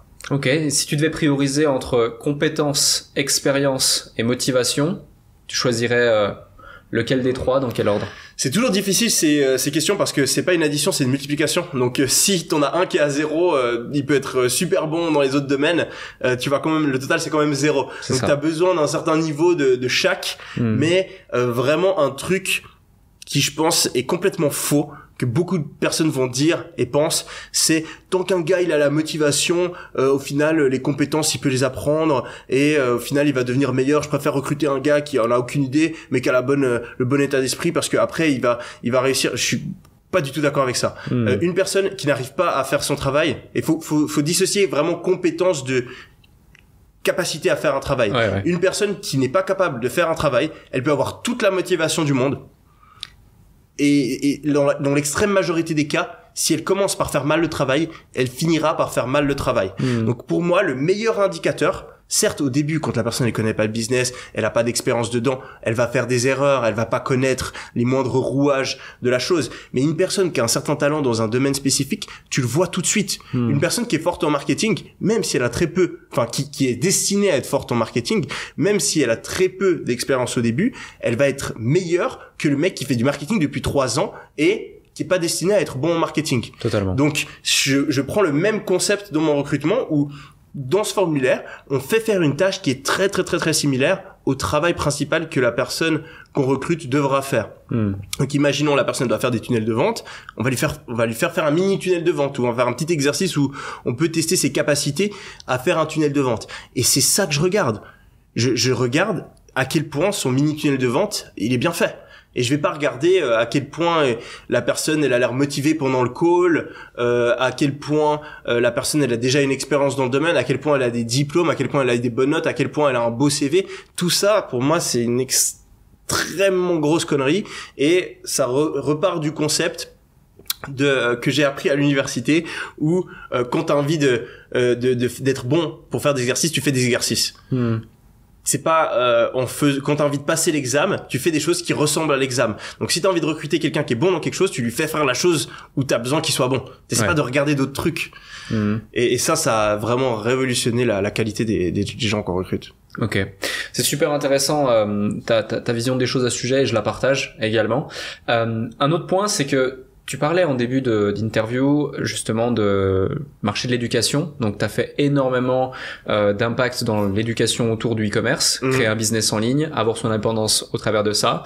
Et j'ai vu aujourd'hui que tu te positionnais sur différentes transversales. Donc plutôt que d'avoir, on va dire, t'as poussé à son paroxysme le scaling vertical que tu pouvais avoir dans ta thématique, et aujourd'hui tu es plus dans un scaling horizontal par rapport au marché du business en ligne de l'éducation. Tu as notamment démarré sur l'investissement également, là dans l'immobilier. Je crois, il me semble que ça traite aussi de la bourse ou des choses comme ça, où ça ne saurait tarder. Il y a d'autres formations qui arrivent, je vais peut-être pas les citer si c'est confidentiel, mais je suis au courant de deux, trois choses qui arrivent. Est-ce que, je pense que le succès que tu as eu, il est clairement lié à ta personne, à ton personal branding, en tant qu'individu, ce que tu dégages, l'énergie que tu dégages, ton parcours, ton histoire, le fait aussi que tu sois issu d'un milieu social pas forcément des plus aisés, et que tu aies eu cette ascension personnelle, et toutes ces personnes qui se reconnaissent dans tout ça et qui ont envie d'y arriver. Est-ce que tu penses que tu vas avoir de la difficulté à pouvoir atteindre un succès même pas similaire, parce que pour moi c'est quasi utopique, mais peut-être que pour toi ça ne l'est pas, mais quels sont les challenges auxquels tu vas faire face selon toi, qui fait que ça ne pourrait pas se passer comme prévu sur la vente de ces différentes formations dans les transversales que tu vas attaquer et celles que tu es déjà en train d'attaquer actuellement? Alors, je peux répondre à cette question de plusieurs manières. Je pense que les gens qui me suivent aujourd'hui, ils me suivent pas parce qu'ils ont envie de faire du e-commerce. Ils me suivent parce qu'ils ont envie de changer leur vie. Et moi, un truc qui m'a toujours révolté depuis que je suis gamin, c'est le système scolaire, le système universitaire, où on te forme à tout sauf à ce dont tu as vraiment besoin dans la vie. Je pense qu'il y a un réel manque aujourd'hui d'informations de qualité et d'éducation sur les thématiques business, investissement et développement personnel. Et j'ai envie, à travers ce projet qu'est Mindeo, de fournir la meilleure formation possible en utilisant les moyens modernes, Internet, le coaching, les communautés en ligne, etc., pour aider les personnes qui ont envie de s'améliorer dans ces domaines-là de leur vie. Ces personnes-là, souvent, elles me suivent. Donc, je suis vraiment convaincu que les gens n'ont pas forcément envie de faire du e-commerce, ils ont juste envie de gagner de l'argent. Ils n'ont pas forcément envie uniquement d'avoir une boutique en ligne. Ils ont envie de pouvoir se développer personnellement, d'atteindre leurs objectifs. Ils ont envie de pouvoir investir leur argent pour pouvoir avoir des revenus passifs. Toutes ces choses-là, c'est des envies de mon audience.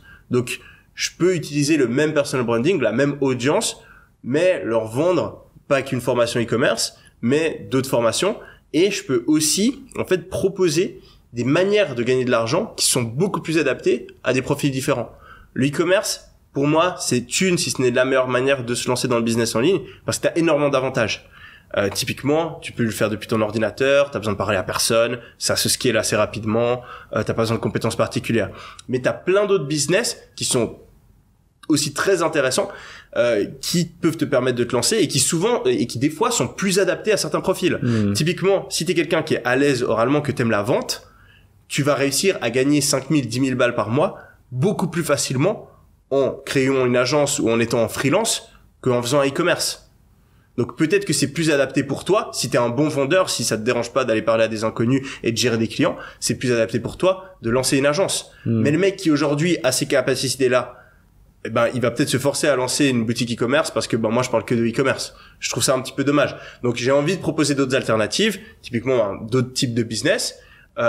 Et j'ai envie aussi d'aider les gens qui ont envie d'investir, parce que tu as énormément de gens dans ma communauté qui ont fait 10 000, 100 000, 1 million, plusieurs millions grâce à leur boutique e-commerce, qui aujourd'hui on n'a aucune idée de comment l'investir. Donc j'ai envie de leur expliquer comment tu le fais à travers l'immobilier. Ou même si tu es un gars qui a envie de foncer dans l'immobilier, tu peux te lancer aujourd'hui en partant de zéro dans l'immo. J'ai aussi envie que tu aies les clés. Donc je pense pas que c'est à l'opposé, où mon audience a forcément que envie de faire du e-commerce. Et ensuite, le truc, c'est que mon business aujourd'hui, il fonctionne bien à mon échelle, mais si j'ai envie qu'il aille plus loin, il faut changer de business model. Et pour moi, Mindeo, c'est qu'une étape dans un plan qui est un petit peu plus complexe. Et je pense que c'est une étape nécessaire à proposer d'autres choses qui vont arriver par la suite. Ok. Tu veux en parler de ces autres choses? Non. T'es quelqu'un d'assez secret sur justement le futur. Tu sais, notamment, je regardais une vidéo, une interview très intéressante que t'as fait avec Théo Lyon, que je recommande d'ailleurs à ceux qui regardent celle-ci. L'ayant suivi cette vidéo et l'ayant appréciée, je pose également des questions qui sont différentes volontairement pour ne pas te faire répéter, puis pour créer davantage de contenu sur ta personne pour ceux qui ont envie de te poser ces questions et qui n'auraient pas l'opportunité. Mais tu parlais notamment du fameux concours Instagram, par exemple. Je sais pas si tu as parlé de la publicité que tu avais fait à la télé rapidement. Et tu parlais aussi d'une stratégie qui te permettrait, si tu le désirais, d'avoir déjà 1 million d'abonnés sur YouTube assez facilement. Et là aussi, quand ils t'ont posé la question, alors c'est quoi? Alors je vais garder. Est-ce que justement c'est important selon toi de garder toujours cette petite dose de secret, de confidentialité, de coup d'avance pour pas trop en dire? Parce que moi, par exemple, à certains moments, tu vois, j'étais beaucoup sollicité, je faisais pas mal de conférences avant Covid, etc. Et il y a rien que je ne disais pas. Et on a été extrêmement copiés, on a été extrêmement devancés sur certains sujets, sur quelques-uns, mais certains quand même. Est-ce que tu as vécu une expérience similaire pour justement être un petit peu dans le secret, ou est-ce que de par le fait, t'as cet esprit de compétition, tu veux garder tes munitions et tes armes pour toi? Comment tu vois la chose? Tu sais, il y a une citation que j'adore de Pythagore qui est que l'abruti est connu par sa parole et le sage par son silence. Souvent, c'est bien plus intelligent de se taire plutôt que d'avoir le meilleur discours. Et je suis quelqu'un qui aime bien parler. Et je dois créer cette discipline où des fois, je vais juste rien dire. Donc ça peut t'aider dans les relations sociales, où souvent la meilleure manière d'influencer quelqu'un, c'est de rien lui dire. Typiquement, imaginons tu vas aller au ciné, tu veux convaincre tes potes, et le réflexe c'est d'être là, ouais non mais attends c'est un super film, et viens, mais on sort jamais. Alors que au final, souvent ce qui marche le mieux, c'est t'arrives vers la personne, tu lui dis ouais venez on va au ciné aujourd'hui, ils sont là non, t'es là ok, et tu pars. Et les gens ils se sentent mal, ils sont là non vas-y en fait on peut y aller. Et en fait je pense qu'il faut vraiment pas sous-estimer le silence. Moi mon choix de ne pas divulguer certaines de mes stratégies, certains de mes objectifs, il vient pas forcément de là. Il vient du fait que je pense que le personnage qu'on a, le personnage public qu'on a, c'est un des plus gros drivers, une des choses les plus motivantes dans la vie d'un homme. On a envie de faire ce qu'on a annoncé qu'on allait faire. Et en fait, dès le moment, il faut l'utiliser à bon escient. Donc quand typiquement j'ai peur, j'ai pas envie de faire quelque chose, mais que je sais qu'il faut que je le fasse, souvent je vais le dire publiquement. Parce que vu que je l'ai dit publiquement, je suis obligé, j'ai pas envie de perdre la face. Mais à l'inverse, souvent quand on n'est pas sûr de quelque chose, le dire publiquement, ça nous oblige par ego à le faire, même si au final c'est pas la meilleure décision. Je sais que si aujourd'hui je parle de mon plan qui peut me permettre de gagner 1 million ou plus d'abonnés sur YouTube, et que je le fais pas, les gens ils vont se dire ah il parlait beaucoup, ou que je le fais à moitié et qu'au final je me rends compte que c'est pas vraiment ce que j'ai envie de faire, ils vont dire ah ça a pas marché, il parle beaucoup, son plan et au final il marche pas. Donc je vais jamais parler de ça à moins d'être sûr à 100% que je vais le faire. Et souvent franchement tu gardes les munitions, c'est mieux de rien dire, t'attends de l'avoir fait et ensuite après tu en parles. T'as pas grand chose à gagner. C'est encore mieux. C'est encore mieux, franchement, si t'as les couilles d'annoncer que tu vas faire un truc et de le faire, ça, c'est maestro. C'est parfait. Mais souvent, tu peux quand même réussir à obtenir 90% du résultat en ne disant rien, en attendant d'avoir réussi avant de l'annoncer publiquement. Donc, je fais attention à ça. Et finalement, j'ai été confronté, comme toi, à de la copie. La première fois que ça m'est arrivé, c'est quand j'ai montré un de mes sites e-commerce sur ma boutique, souvent sur ma chaîne YouTube. Souvent on le dit à chaque fois, les gens qui n'ont jamais fait de e-commerce ne comprennent pas. Ils disent si ton produit marchait aussi bien, tu m'en parlerais. Regarde des grandes marques qui montrent leurs produits, ça veut bien dire que ça fonctionne pas. Non, t'es con.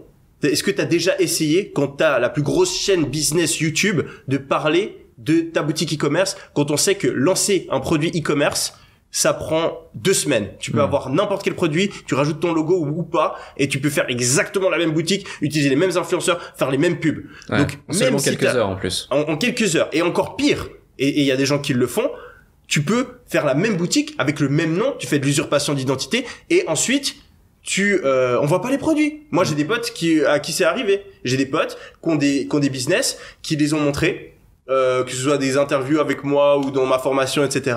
Et il y a des mecs qui se sont amusés parce qu'ils savent que la boutique fonctionne bien, à faire des copier-coller et à venir. Et j'ai un pote, il avait un avocat qui supprimait les boutiques. Donc ça m'est arrivé personnellement d'avoir ce problème-là, et même dans un deuxième exemple, j'étais très transparent et franchement sur mes stratégies aujourd'hui en e-commerce. Moi aujourd'hui mon business principal c'est la formation. Souvent il y a plein de gens qui viennent me dire en fait tu fais tout ton argent avec les formations. Je le dis ouvertement, je gagne plus d'argent en faisant des formations qu'en faisant du e-commerce. J'ai quand même fait des sommes astronomiques en e-commerce, plusieurs millions. J'ai fait 1 million en 24 heures plusieurs fois, donc j'ai la compétence nécessaire pour parler de e-commerce. Mais aujourd'hui j'ai la chance d'avoir un business qui fonctionne encore mieux, qui est la vente de formation. Et donc vu que je gagne plus d'argent en vendant des formations, j'ai aucun problème à dévoiler toutes mes stratégies e-commerce, même si ça m'handicape peut-être un petit peu sur mon e-commerce, vu qu'au final j'en retire tellement plus à travers mon business de formation.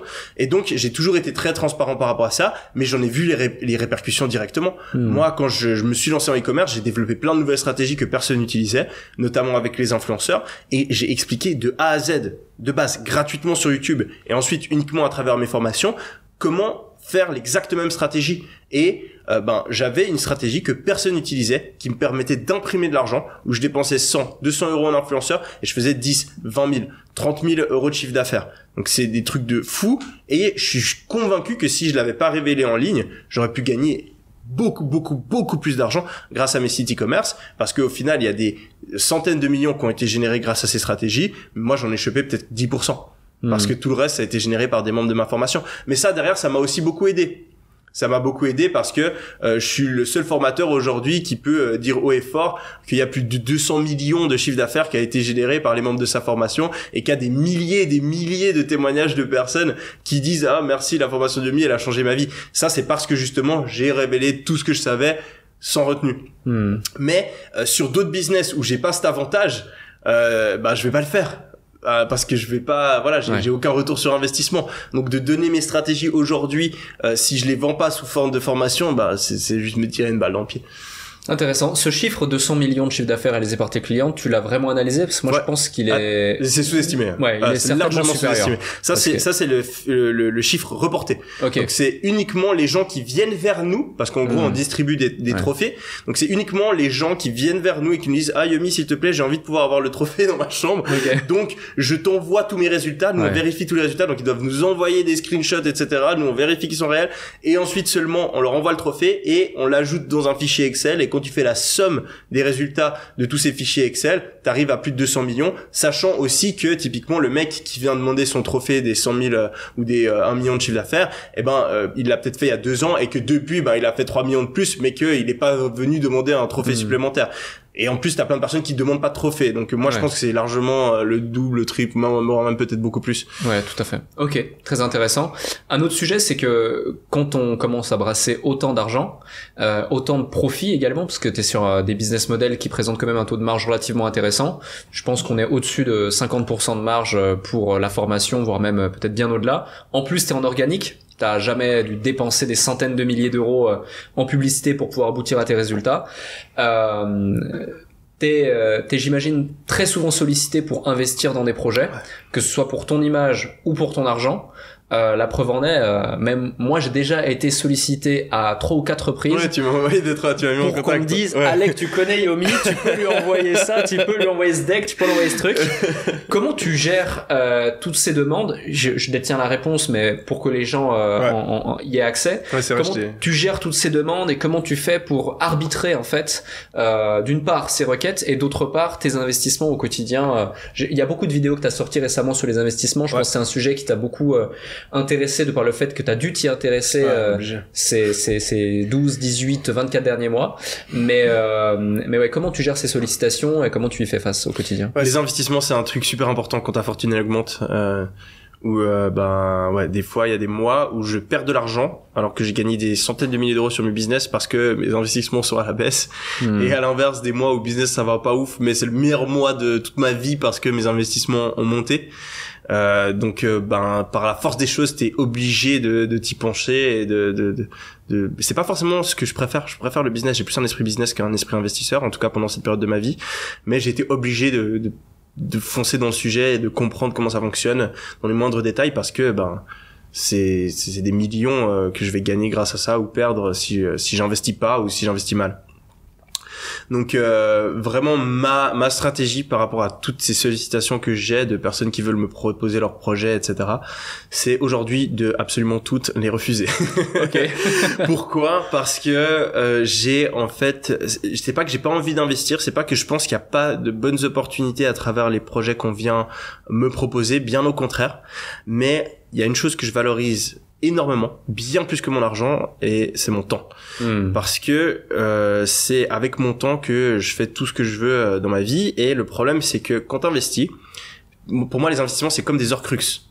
Tu vois Voldemort, il a mis son cerveau dans 7 objets différents pour pouvoir survivre, mais le problème c'est que à chaque fois il y a une partie de son âme en moins. Donc à chaque fois que tu mets de l'argent quelque part, c'est une partie de ton focus qui part sur ce truc où tu te dis mais est-ce que ce projet il fonctionne ou pas, mais est-ce qu'ils sont en train de me niquer, mais attends il faudrait check, peut-être que ça a monté, est-ce qu'il faudrait que je vende, est-ce qu'il faudrait que j'achète, mais attends mais là le CEO il faudrait qu'il fasse ça comme ça, non mais attends je vais lui donner un conseil, et ça me défocus, ça me prend une énergie mentale pas possible. Donc je l'ai fait quelques fois, et même si ces investissements se sont très bien passés, l'extrême majorité d'entre eux ça s'est très bien passé, j'ai gagné de l'argent ou je vais gagner beaucoup d'argent, et je regrette de les avoir fait parce que ça m'a pris trop de mon temps, ça m'a pris de mon énergie mentale. Donc au bout d'un moment j'ai dit stop, et maintenant j'investis uniquement dans des fonds ou de l'immobilier, donc des trucs que je vais pas avoir à manager. Je fais pas d'angel investing. Si je veux investir dans des startups par exemple, j'investis dans un fonds qui investit dans les startups. Comme ça je sais qu'il y a un autre mec, c'est son taf, toute sa journée, il va aller regarder les dossiers, il va choisir, etc. Peut-être qu'il sera pas aussi bon que moi pour choisir, peut-être qu'il aura pas d'aussi bonnes opportunités que moi qui viennent via mon réseau, mais au moins j'ai la tranquillité d'esprit de savoir que voilà, je laisse mon argent là-dedans et je regarde dans 10 ans, et dans 10 ans ça aura très probablement augmenté et je serai content. Ouais, non, c'est super important, je pense, de voir la chose comme ça. Et beaucoup de gens, malheureusement, sont rapidement pris par l'objet brillant également dans les investissements, avec notamment les cryptos par exemple. Toi dans ton cas, est-ce que t'as pas cité les cryptos ici, t'as parlé de fonds d'investissement, t'as parlé d'immobilier, t'es aussi sur les cryptos? Je suis aussi sur les cryptos. Je suis quelqu'un qui de base est pas très convaincu par la sphère crypto. D'accord. Et j'ai été beaucoup critiqué sur ça, surtout l'année passée. Parce que c'est juste évident quand t'as un minimum d'esprit business que l'extrême majorité des cryptocurrencies c'est ultra surévalué et qu'on est vraiment en train de parier sur le fait que dans 10 ans ça va fonctionner, ou même dans beaucoup de cas c'est juste c'est juste de la spéculation où on se dit sur quoi, qu'est-ce qui va augmenter le mois prochain, même si le projet il y a des gens dans le marché crypto, les meilleurs, ils investissent sur des trucs et ils sont convaincus, sûrs et certains, que le truc n'a aucun avenir. Ils pensent juste que le mois prochain il y a des gens qui vont se mettre à en parler et que donc les gens vont investir. Donc c'est juste de la spéculation, et moi je suis un investisseur long terme. Je suis pas dans ce game, donc ça m'intéresse pas, et je suis convaincu que l'extrême majorité des cryptos étaient surévalués, sont toujours surévalués maintenant, mais ça veut pas dire qu'il faut pas investir, parce que une des règles principales dans le monde des investissements, c'est que tu as envie d'avoir le plus d'actifs décorrélés qui ont une possibilité de monter. Et pour le coup, les cryptos, c'est encore pas mal corrélé au stock market, où tu vois que quand les actions montent, les cryptos montent aussi, et l'inverse est le cas aussi. Mais si tu regardes sur les 10 dernières années, tu vois, il y a quand même une surperformance des cryptos par rapport à d'autres actifs qui est décorrélé des autres actifs. Donc, en tant que bon investisseur, c'est une erreur, même si tu penses qu'il y a de la surévaluation, même si tu penses qu'il y a de la bullshit, de pas investir dedans, je pense. Et c'est pour ça que j'ai fait le choix d'investir dedans. J'ai mis une petite partie de mon portefeuille, et je continue à investir dedans. J'ai investi comme beaucoup de personnes au cours des 2 dernières années. Aujourd'hui on est en baisse, mais je m'en fous complètement, parce que moi j'ai un horizon d'investissement de 5, 10, même 20 ans, et j'ai l'humilité, contrairement à beaucoup de gens, de reconnaître que je ne sais absolument pas où le marché va aller à court terme. Et donc j'investis peu importe ce qui se passe. Ouais, totalement. Et j'ai commencé à faire du DCA il y a 2 ans ou 3 ans, et je continue à le faire, et je vais continuer à le faire. J'ai décidé que j'ai envie de mettre entre 5 et 10% de mon portefeuille dans les cryptos et les NFT, et je vais continuer à le faire, et quand je gagne plus d'argent, je mets plus d'argent dedans, tout comme je le fais avec mes autres actifs. Je pense qu'il y a de l'avenir dans les cryptos. Je pense qu'il y a un énorme potentiel, mais je suis pas la personne qui va te dire que faut mettre tout son argent dedans et que c'est une évidence que ça va révolutionner le monde et que c'est super utile aujourd'hui. Enfin, c'est pas le cas. Quand t'as la moindre once business, tu vois que y a personne qui utilise réellement aujourd'hui les cryptos, enfin très peu de monde d'un point de vue utilitaire. C'est seulement utilisé pour faire de la spéculation. Mais c'est le cas aujourd'hui et ce sera pas forcément le cas demain. Totalement. J'allais te parler de DCA. C'est vrai qu'en te posant cette question, je me suis rappelé que tu as commencé à parler pas mal de crypto sur ta chaîne aussi, notamment en début d'année, sauf erreur, ou en milieu d'année, je sais plus, ou même avant. Et à ce moment-là, je voyais des articles passer sur Twitter ou autre, ou même des vidéos YouTube à ton sujet passé. Comment Yomi Denzel va devenir l'influenceur crypto numéro 1 en France. Donc c'est pour dire justement l'influence que tu avais sur le spectre large du business qui se voyait déporter un petit peu sur la crypto. Et certains parlaient de ça, c'était notamment pendant sauf erreur ton projet NFT ou le projet auquel tu as contribué. Et justement tu disais dans certaines de tes vidéos que tu investis à peu près 500 000 € par mois au global sur tous tes actifs, sur tous tes différents socles d'investissement. Quelle est la répartition entre l'IMO, la bourse, les cryptos, etc. globalement que tu as tous les mois au niveau de ton allocation d'actifs? C'est une très bonne question, j'y réponds pas publiquement. Ok. Mais non, j'y réponds pas publiquement. J'ai un portefeuille et je le partage dans une de mes formations. Donc je garde cette info un peu privée, mais ouais, je diversifie entre les actions, l'IMO, les obligations, les matières premières, surtout l'or, les cryptos et les NFT et les startups. Moi, j'ai vraiment une approche de diversification où je sais que je suis bon en business, je sais que je sais comment gagner de l'argent en faisant du business. Je pense que je me débrouille pas trop mal en investissement. Je pense que j'ai des connaissances assez bonnes, mais c'est pas mon focus aujourd'hui et donc j'ai juste envie de mettre mes œufs dans plein de paniers différents et si je gagne entre 5 et 10% sur les 10, les 20 les prochaines années, je serai content. Parce que je sais qu'à côté, je peux faire la différence sur mes business. J'ai vraiment pas envie de commencer à perdre mon argent en fait. Je préfère gagner plus et peut-être gagner un petit peu moins sur mes investissements, mais être sûr que peu importe ce qui se passe, je risque pas de perdre de l'argent ou très peu. Plutôt que me dire, vas-y, je fais all-in, je mets tout mon argent sur cette crypto ou ce NFT ou ce petit truc où je me mets à fond dans l'immobilier et je prends le risque de perdre l'argent que j'ai durement gagné à travers mes business. Tu accordes beaucoup d'importance à ta sérénité d'esprit, à ton focus, au 20-80, etc. J'imagine que t'as mis en place, enfin je sais que t'as mis en place beaucoup de routines dans tes journées, dans ton quotidien, tant sur le pro que sur le perso, pour justement avoir un certain niveau d'énergie, un certain niveau de productivité. C'est quoi ton quotidien? C'est quoi ta journée type? Alors j'ai vraiment expérimenté là-dessus pendant des années. C'est la base pour moi. Ta routine, ta structure, c'est vraiment c'est comme une loupe en fait qui va focaliser ton énergie et te permettre d'être vraiment efficace. Et t'as des gens, ils ont pas de loupe, ils ont aucune structure, ça va dans tous les sens. Donc ils envoient des rayons, ça part dans tous les sens. Ces gens-là, ils arrivent jamais à avancer. T'es obligé d'avoir une loupe. Pour moi, si t'as pas cette structure, cette routine, tu vas nulle part. Et donc c'est super important pour moi, ça fait partie du 20% qu'il faut optimiser et j'ai lu énormément dessus, je me suis renseigné et je la change régulièrement pour tester des trucs. J'ai beaucoup changé ma routine cette année. Notamment parce que j'ai eu un peu des problèmes de santé qui m'ont poussé à devoir faire beaucoup plus attention à ma santé mentale, à mon anxiété, ma dépression, etc. Et donc, j'ai rajouté 2-3 trucs. Ça commence comme ça. Je vais me réveiller à 7h30. Je vais sortir du lit immédiatement. Ça, c'est un gros problème que j'ai eu un peu plus tôt cette année où je restais dans mon lit. Et en fait, tu commences ta journée à traîner dans ton lit. Moi, en tout cas, ça me bousille toute ma journée.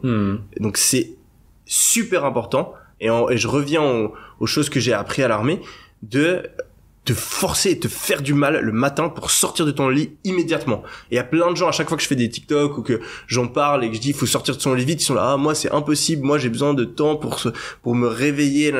Bullshit, c'est comme le truc de perfectionnisme, mon gars. Je suis sûr et certain que c'est mieux pour toi de sortir de ton lit immédiatement. Les gens qui ont 10 réveils, c'est une connerie monumentale. Tu te bousilles. Déjà, c'est mauvais pour ton cerveau. Ça empêche ton cerveau de vraiment se réveiller.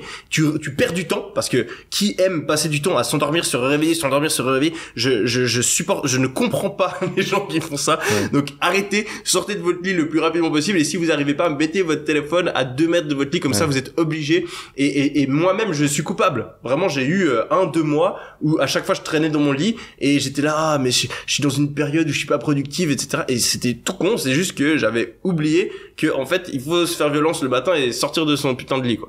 Donc, je sors de mon lit immédiatement à 7h30 du matin. Je m'habille en habit de sport. Je descends. J'ai la chance d'avoir une salle dans ma tour. Donc, je descends. Je cours pendant 10 minutes sur un tapis de course. Ça, c'est juste pour me réveiller. Ensuite, après, je remonte. Je prends une douche froide et je fais ma méditation. Parce que j'ai des problèmes maintenant où je mets du temps à me réveiller. Je suis obligé vraiment de courir et d'aller me mettre sous l'eau froide. Sinon, mon cerveau, il est toujours un peu dans une espèce de phase bizarre. Donc, j'ai fait ça, je mange voilà, ma routine du matin est terminée, je peux taffer. Là, je taffe pendant 4 heures sans distraction, pas en faisant du pomodoro ou quoi, je travaille sans interruption pendant 4 heures. Je vais juste peut-être manger un truc et c'est tout. Et pendant ces 4 heures, et ça c'est vraiment l'habitude, le truc que j'ai découvert cette année qui a le plus changé ma vie et que je recommande à tout le monde, c'est vous allez sur votre téléphone, tu vas dans le truc temps d'écran, tu bloques tes applications pendant justement 16 heures de travail. On va faire ce qu'on appelle du deep work. Donc je pense qu'il faut au minimum 1h30, je dirais, et si les gens ont la possibilité de le faire 4 heures, où ton seul but c'est de travailler, et tu choisis sur quelle tâche tu vas travailler, ça doit être le truc le plus important dans ta vie pour améliorer ta vie, et tu supprimes toutes les distractions, et donc tu te bloques tes applications. Donc tu mets un code, c'est pas juste je mets script time et tu peux mettre 15 minutes de plus, ça marche pas. C'est tu mets un code, donc t'es obligé d'avoir le code pour pouvoir accéder à Instagram, à TikTok, à YouTube, et même si tu veux être hardcore, à WhatsApp, à Slack, à Facebook, etc. Et tu donnes le code à quelqu'un d'autre. Moi, je donne le code à mon pote qui vit avec moi et il me le donne uniquement. Je dois lui justifier pourquoi j'ai besoin d'utiliser l'application si tout d'un coup, je viens vers lui et je lui donne le truc. Ce qui fait que j'ai plus cette habitude de prendre mon phone. Et ça c'est à ce moment-là que je me suis rendu compte à quel point j'étais accro à mon téléphone. Et aujourd'hui, vraiment, moi, j'étais fumeur. Et la clope, je crois que c'est même pire que la cocaïne ou des drogues très dures. La coke, c'est un des trucs les plus addictifs. Donc, j'étais accro à la clope. Et c'est que dalle comparé à l'addiction que j'avais et qu'on a tous aujourd'hui aux réseaux sociaux. Et c'est une vraie addiction. Moi, les gens qui arrivent pas à se passer de leur téléphone, je les vois comme des mecs qui sont coqués. Vous êtes coqués à TikTok, vous êtes coqués à Instagram. C'est une réalité, c'est pas des mots choquants, c'est vraiment la même chose qui se passe à travers les circuits de dopamine qu'il y a dans notre cerveau. Donc j'ai mon téléphone qui est inutilisable jusqu'à en gros 17h. Donc j'ai ma première session de travail de 4 heures de 8h30 quand j'ai fini ma routine matinale jusqu'à 13h. Ensuite après je mange. Deuxième session de travail de 4 heures. Ensuite après j'ai peut-être des calls et ensuite après j'ai ma routine du soir. Donc je vais à la salle. Je suis obligé d'aller à la salle tous les jours, sinon je me sens pas bien. Donc c'est même pas pour avoir l'air musclé ou quoi, c'est mentalement j'en ai besoin.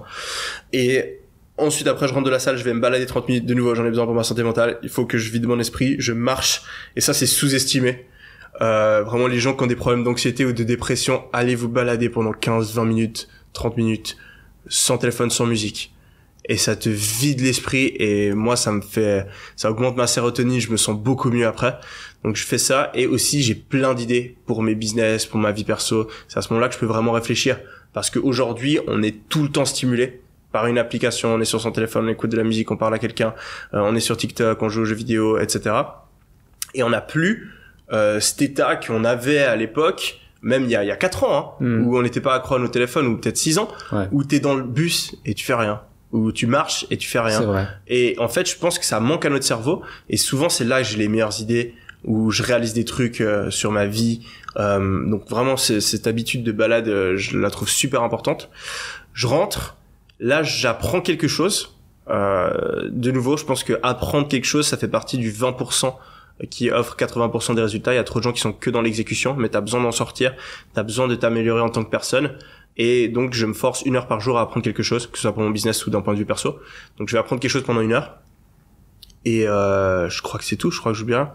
Ah oui, j'ai mon habitude de tracking où justement j'ai un petit fichier et là je vais aller cocher toutes les choses que j'ai fait ou pas fait dans ma routine pendant toute la journée et je vais aussi prévoir la journée du lendemain pour pouvoir justement pendant les 8 heures de travail focus de deep work que j'ai par jour, savoir exactement qu'est-ce que je dois faire dans quel ordre et travailler sur la chose la plus importante.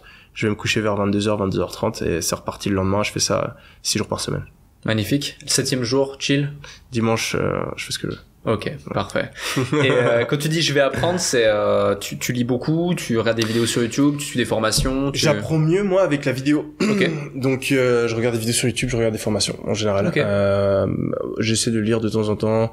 Des fois j'écoute des livres audio pour m'endormir, mais en ce moment je suis plus sur des vidéos. Très intéressant. J'ai bien fait de te poser cette question parce que il y a vraiment des dénominateurs communs qui sortent à chaque fois. Typiquement la marche pour se vider l'esprit, ça c'est certain. Le fait de démarrer ta journée et directement sortir du lit, faire du sport, te mettre en mouvement, etc. Moi, tu vois, par exemple, la méditation, j'ai jamais vraiment réussi à le faire. Après, c'est aussi peut-être très probablement parce que je me suis pas donné les moyens de réellement réussir à le faire. Mais ouais, typiquement, ça sort beaucoup. Pour la méditation, t'as deux choses. Je pense que les gens qui sont anxieux et dépressifs, on voit beaucoup plus le bénéfice. Ok.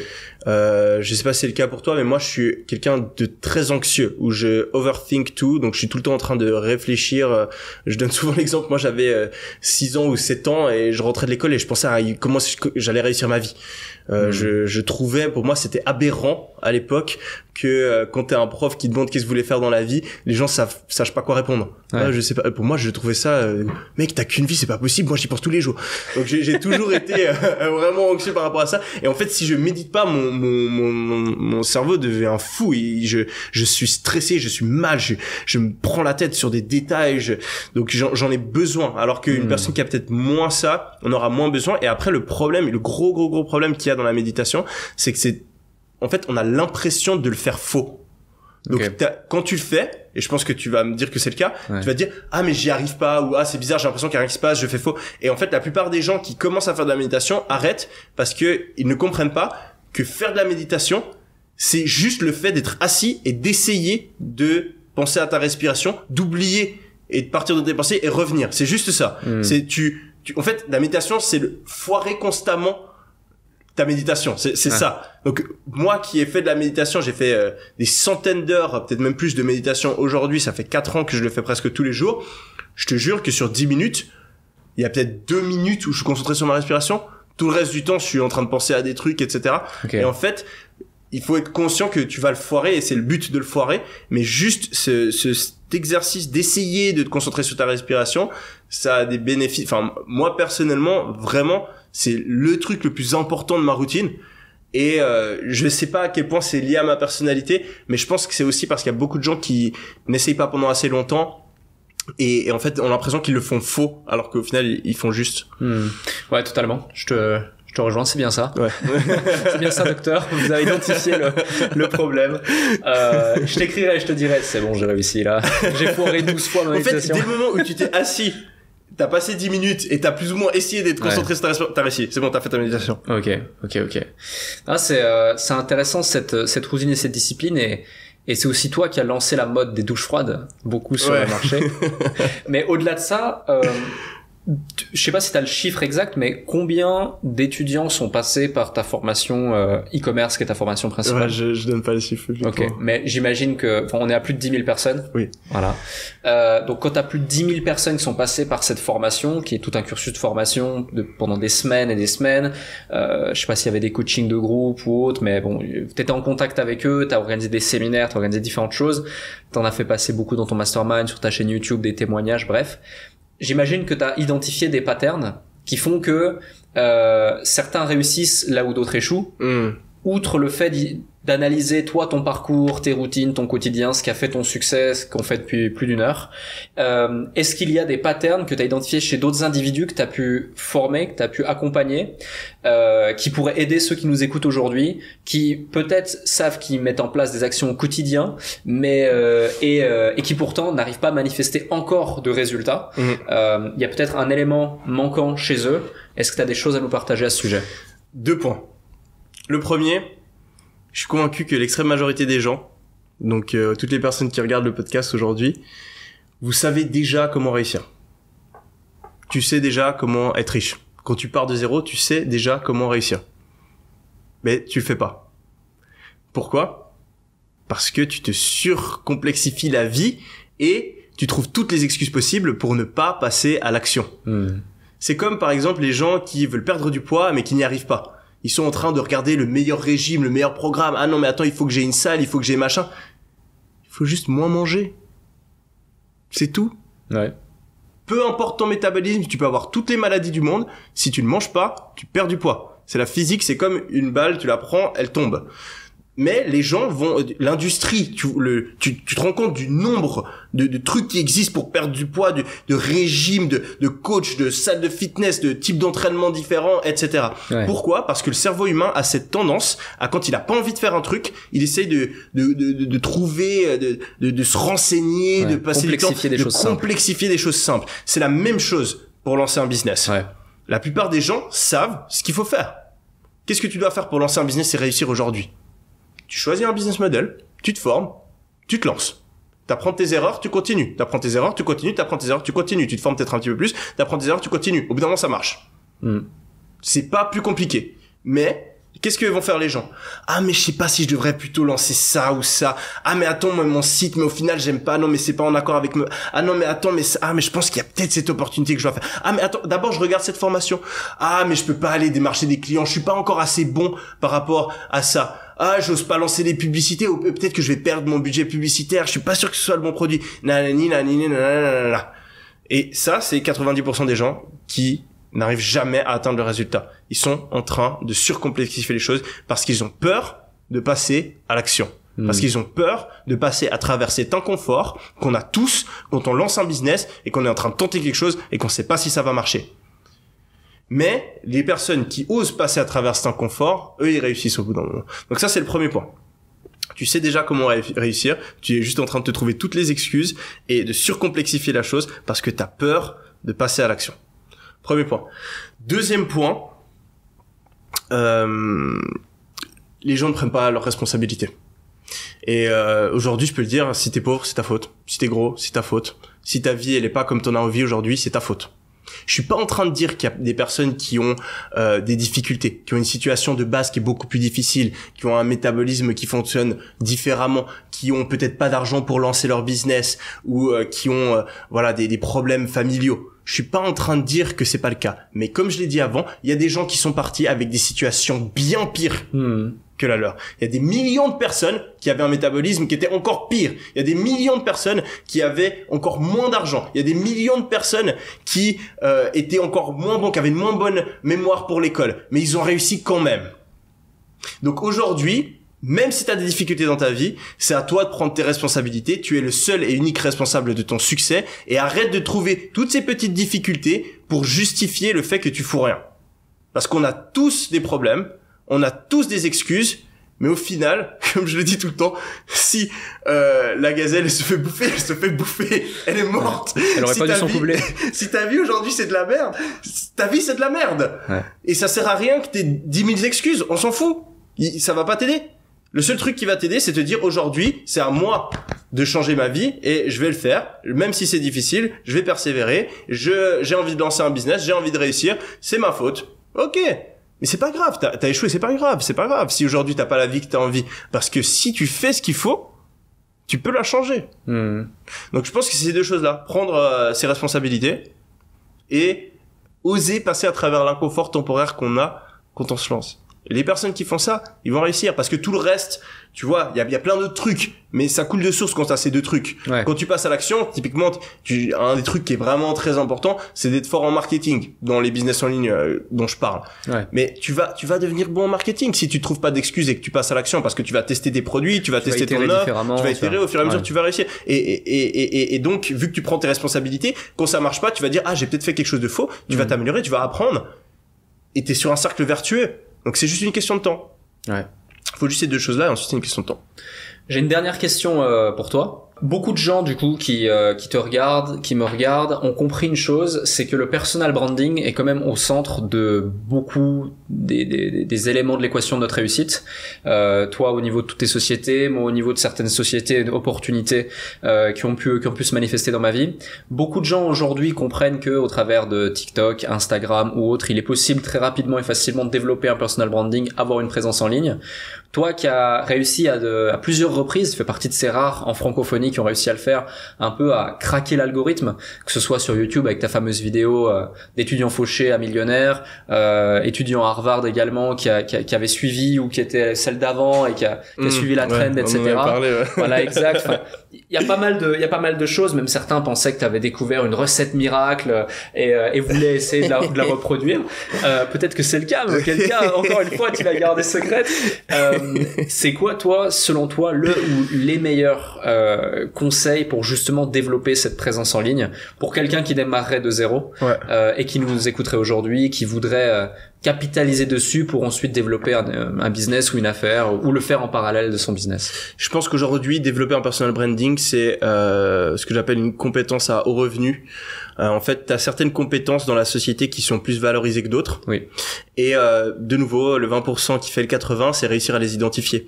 Tu as énormément de personnes qui vont passer des années et des années d'études ou des années à se former dans un domaine qui aujourd'hui n'est pas une compétence à haut revenu. Donc si c'est leur passion et qu'ils s'en foutent de gagner beaucoup d'argent, c'est tant mieux. Mais il y a beaucoup de personnes qui en fait ont envie de gagner beaucoup d'argent ou ont envie de gagner de l'argent, avoir une bonne carrière et malheureusement choisissent des compétences qui sont pas des compétences à haut revenu. Mmh. Donc je pense que c'est super important. Et ensuite, ces compétences à haut revenu, il faut les aborder comme tous skills et faut se renseigner. Faut étudier la concurrence. T'as plusieurs manières d'apprendre. C'est tu apprends en écoutant les conseils des autres et ensuite tu apprends en faisant. Donc t'essayes, tu regardes, t'améliores et la troisième c'est tu regardes, t'analyses tes concurrents.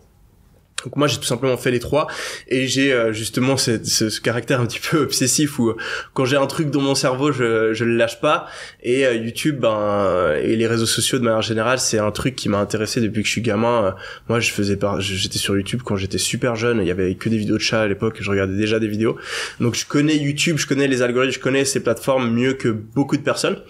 Et j'ai remarqué que c'était une compétence à haut revenu, j'ai remarqué que et c'est toujours le cas aujourd'hui. Si tu sais comment gérer cet algorithme YouTube ou TikTok, mais tu fais tellement d'argent et tu gagnes tellement d'influence que c'est indécent. Donc j'ai porté une attention toute particulière à ça. Après la recette miracle, il y a quelques points, j'ai pas forcément envie de tous les révéler, mais la base de la base, c'est comprendre que ça fonctionne avec un algorithme et comprendre que l'algorithme il a deux choses qu'il va regarder. Un algorithme, il n'y a pas besoin de faire compliqué. Un algorithme, c'est juste une boîte où on va lui donner des infos et il va sortir un truc. Donc en gros, l'algorithme, il va regarder des infos et il va choisir oui ou non de mettre en avant votre vidéo. C'est comme ça qu'il faut voir le truc.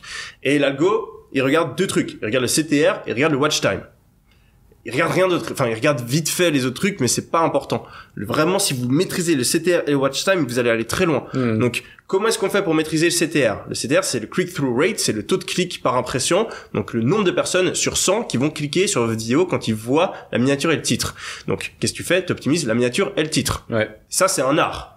C'est un art. MrBeast paye 10 ou 15 000 balles les personnes qui font leur miniature. Il a des idées de 50 titres et il ne commence pas à travailler sur une vidéo avant d'avoir sélectionné une miniature et un titre qui sait qu'on a du potentiel. Ouais. Donc, tu peux jamais t'obséder assez sur ta miniature. De nouveau, 20% qui fait 80% du résultat. Ouais. Sur YouTube, il y a plein de gens qui font une tonne de vidéos, mais ils foutent une miniature de merde.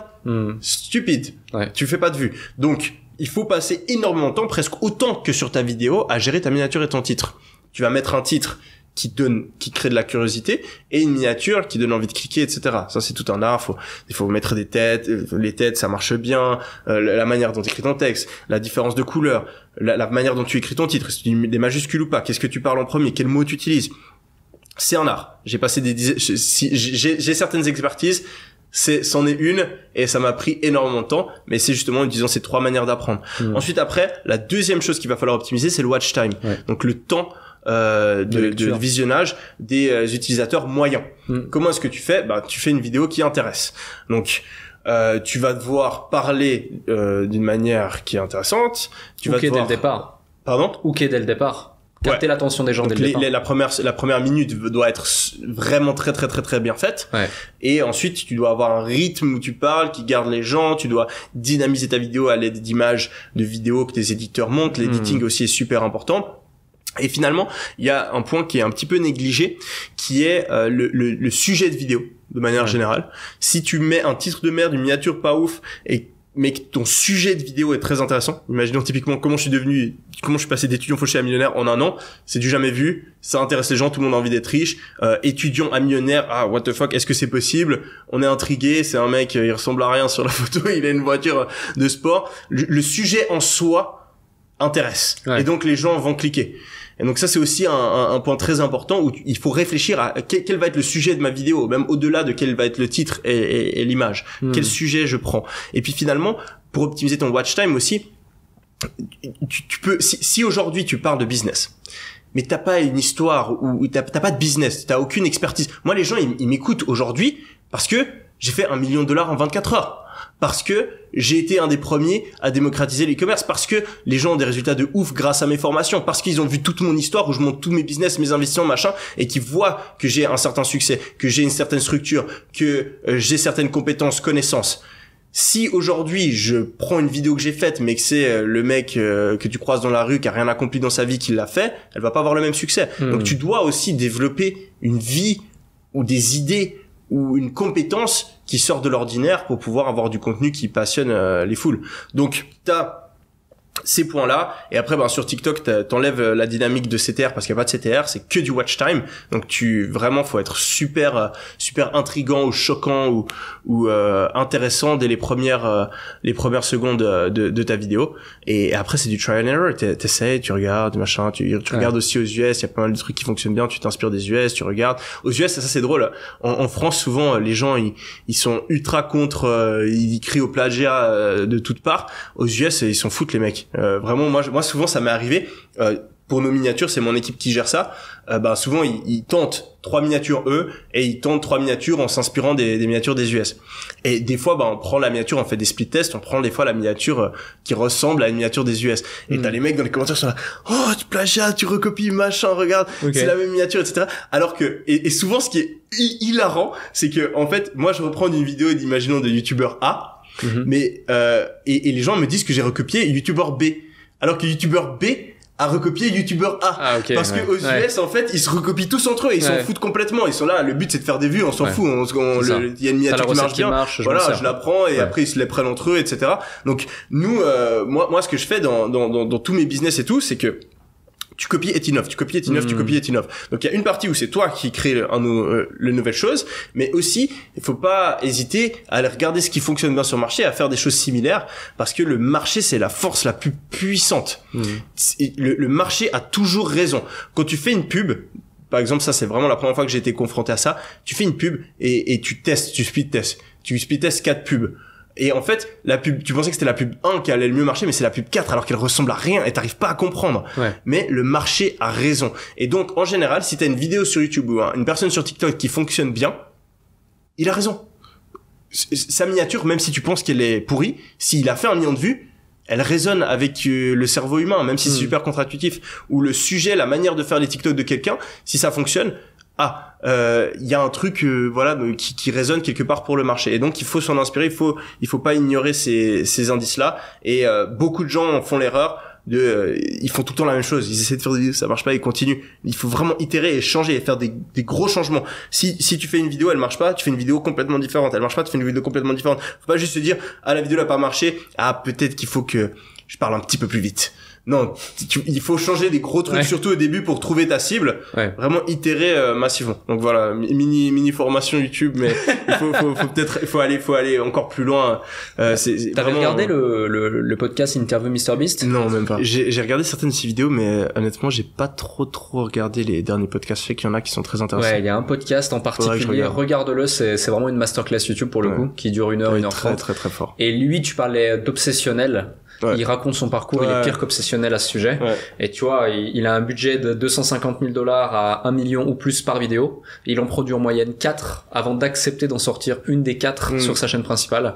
C'est pour dire à quel point justement il a poussé ce sujet au plus haut point, et c'est pas pour rien qu'il y a de ça maintenant 10-15 jours, il est passé youtubeur numéro 1 mondial. Bien sûr, si tu fais abstraction des chaînes de musique ou autres. Mais ouais, c'est super intéressant. Je t'ai dit que j'avais une dernière question à te poser juste avant. C'est la dernière, la précédente, mais seuls ceux qui n'écoutent pas le podcast Le Déclic m'ont cru. Il y a toujours une question que je pose à la fin avec chaque intervenant, et merci pour ton temps. Je sais qu'il est précieux, je sais que t'en as peu. J'espère que ceux qui nous ont écoutés ont eu autant de plaisir à écouter ce podcast que j'en ai eu à l'animer à tes côtés. Si c'est le cas d'ailleurs, partagez ce podcast sur toutes les plateformes, mettez 5 étoiles sur les plateformes de podcast et autres, et dites-nous en commentaire ce que vous en avez pensé, bien sûr.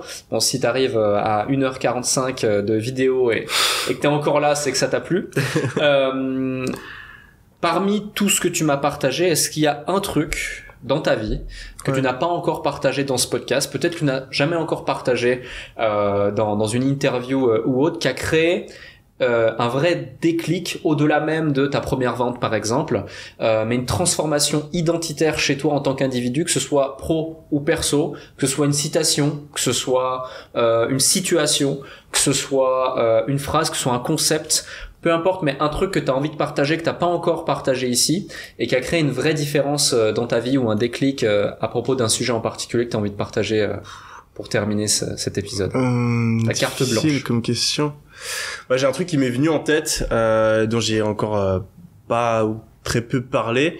C'est justement que début de cette année, j'ai eu pas mal de problèmes de santé. Qui m'ont mis dans des situations, je vais passer les détails, mais qui m'ont vraiment poussé à reconsidérer pas mal de choses et à vraiment me rendre compte de la chance qu'on a tous de vivre de manière générale, et d'avoir un cerveau qui fonctionne, d'avoir un corps qui fonctionne, et ça m'a permis, même temporairement parce qu'on l'oublie à chaque fois, de recommencer à vraiment apprécier la vie et rien prendre pour acquis. J'ai toujours été une personne, on entend tous les jours, c'est ultra cliché, la santé c'est le plus important, mais quand t'as jamais eu de problème de santé, tu comprends pas. Tu comprends pas que tout peut être enlevé, vraiment ça m'a poussé à apprécier la vie d'une manière différente. Et du coup, si je peux avoir un message pour la fin de ce podcast, c'est de dire à toutes les personnes que même si t'as plein de problèmes aujourd'hui, juste le fait de pouvoir te réveiller, d'avoir 2 bras, 2 jambes qui fonctionnent, un cerveau qui fonctionne, c'est une énorme chance, et qu'elle va de toute façon disparaître au bout d'un moment, qu'il faut profiter de chaque instant et voir même les moments difficiles comme une partie de l'histoire, comme une partie du film qui est ta vie. Quand tu regardes un film, ça se passe jamais bien. Il y a toujours un problème, il y a toujours un moment où le héros il déprime, il est malheureux, il a un gros souci dans sa vie qu'il veut régler. Mais quand tu regardes cette partie du film, c'est souvent la plus passionnante, c'est souvent le moment où t'es le plus intrigué. Et en fait, je pense qu'il faut avoir la même perspective dans sa vie, où aujourd'hui, quand je regarde en arrière, je me dis que les meilleurs moments de ma vie, c'était souvent les plus difficiles. C'était quand je galérais sur le business, c'était quand je me posais plein de questions, etc.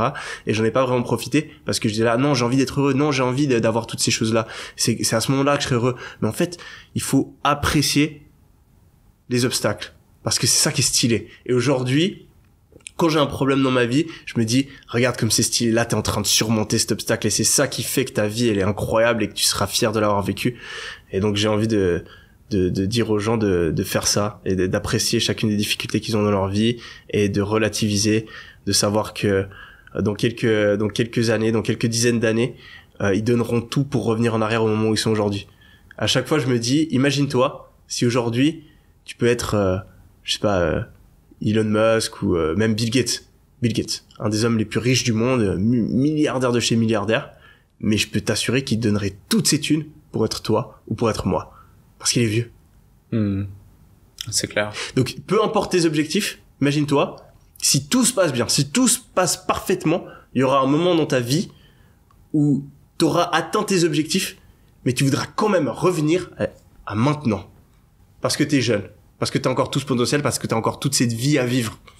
Donc voilà, juste envie de partager qu'il faut apprécier la vie, il faut être heureux, même si c'est difficile, même si le cerveau va toujours te raconter des histoires et te faire croire que c'est difficile, qu'il y a plein de problèmes, etc. Au final, tu te réveilles le matin, t'as des personnes qui t'aiment, tu peux travailler, tu peux rigoler, tu peux manger, tu peux aller au ciné, tu peux regarder un film, sois heureux, sois content, apprécie. Magnifique. Merci pour cette leçon de vie et cette réalité. Et c'est vrai qu'il y a dans tous les épisodes du Déclic, c'est aussi pour ça que j'ai créé ce podcast. Tu me disais avant, tu fais beaucoup de podcasts en ce moment, etc., etc.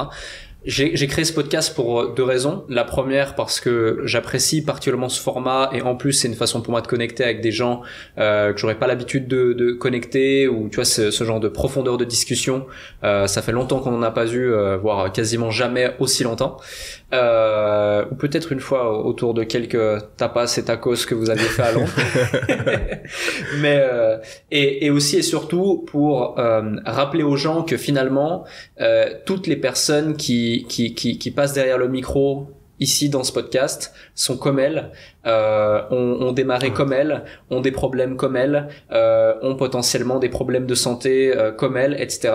Je pense notamment à quelqu'un que j'ai invité qui a une maladie très rare, qui vit sa vie en chaise roulante et qui pourtant a créé plein de business absolument dingues et qui aurait pu se trouver des milliers d'excuses, tu vois, ou d'autres personnes qui sont passées à ça de la mort et qui ont eu un certain déclic au travers de ça. Et du coup, ça te fait relativiser. Et même moi, c'est toujours une piqûre de rappel pour relativiser à chaque fois et te donner encore plus l'envie et le kiff de vivre chaque jour à 200%, les hauts comme les bas. Et ça, c'est important. Donc merci pour ce rappel, merci pour ce moment. Merci à toi, Alec, pour ce magnifique podcast et ces très bonnes questions que tu m'as posées. J'espère que les différentes personnes qui l'ont suivi ont apprécié. C'est certain. Allez, à bientôt. Allez, ciao. Ciao.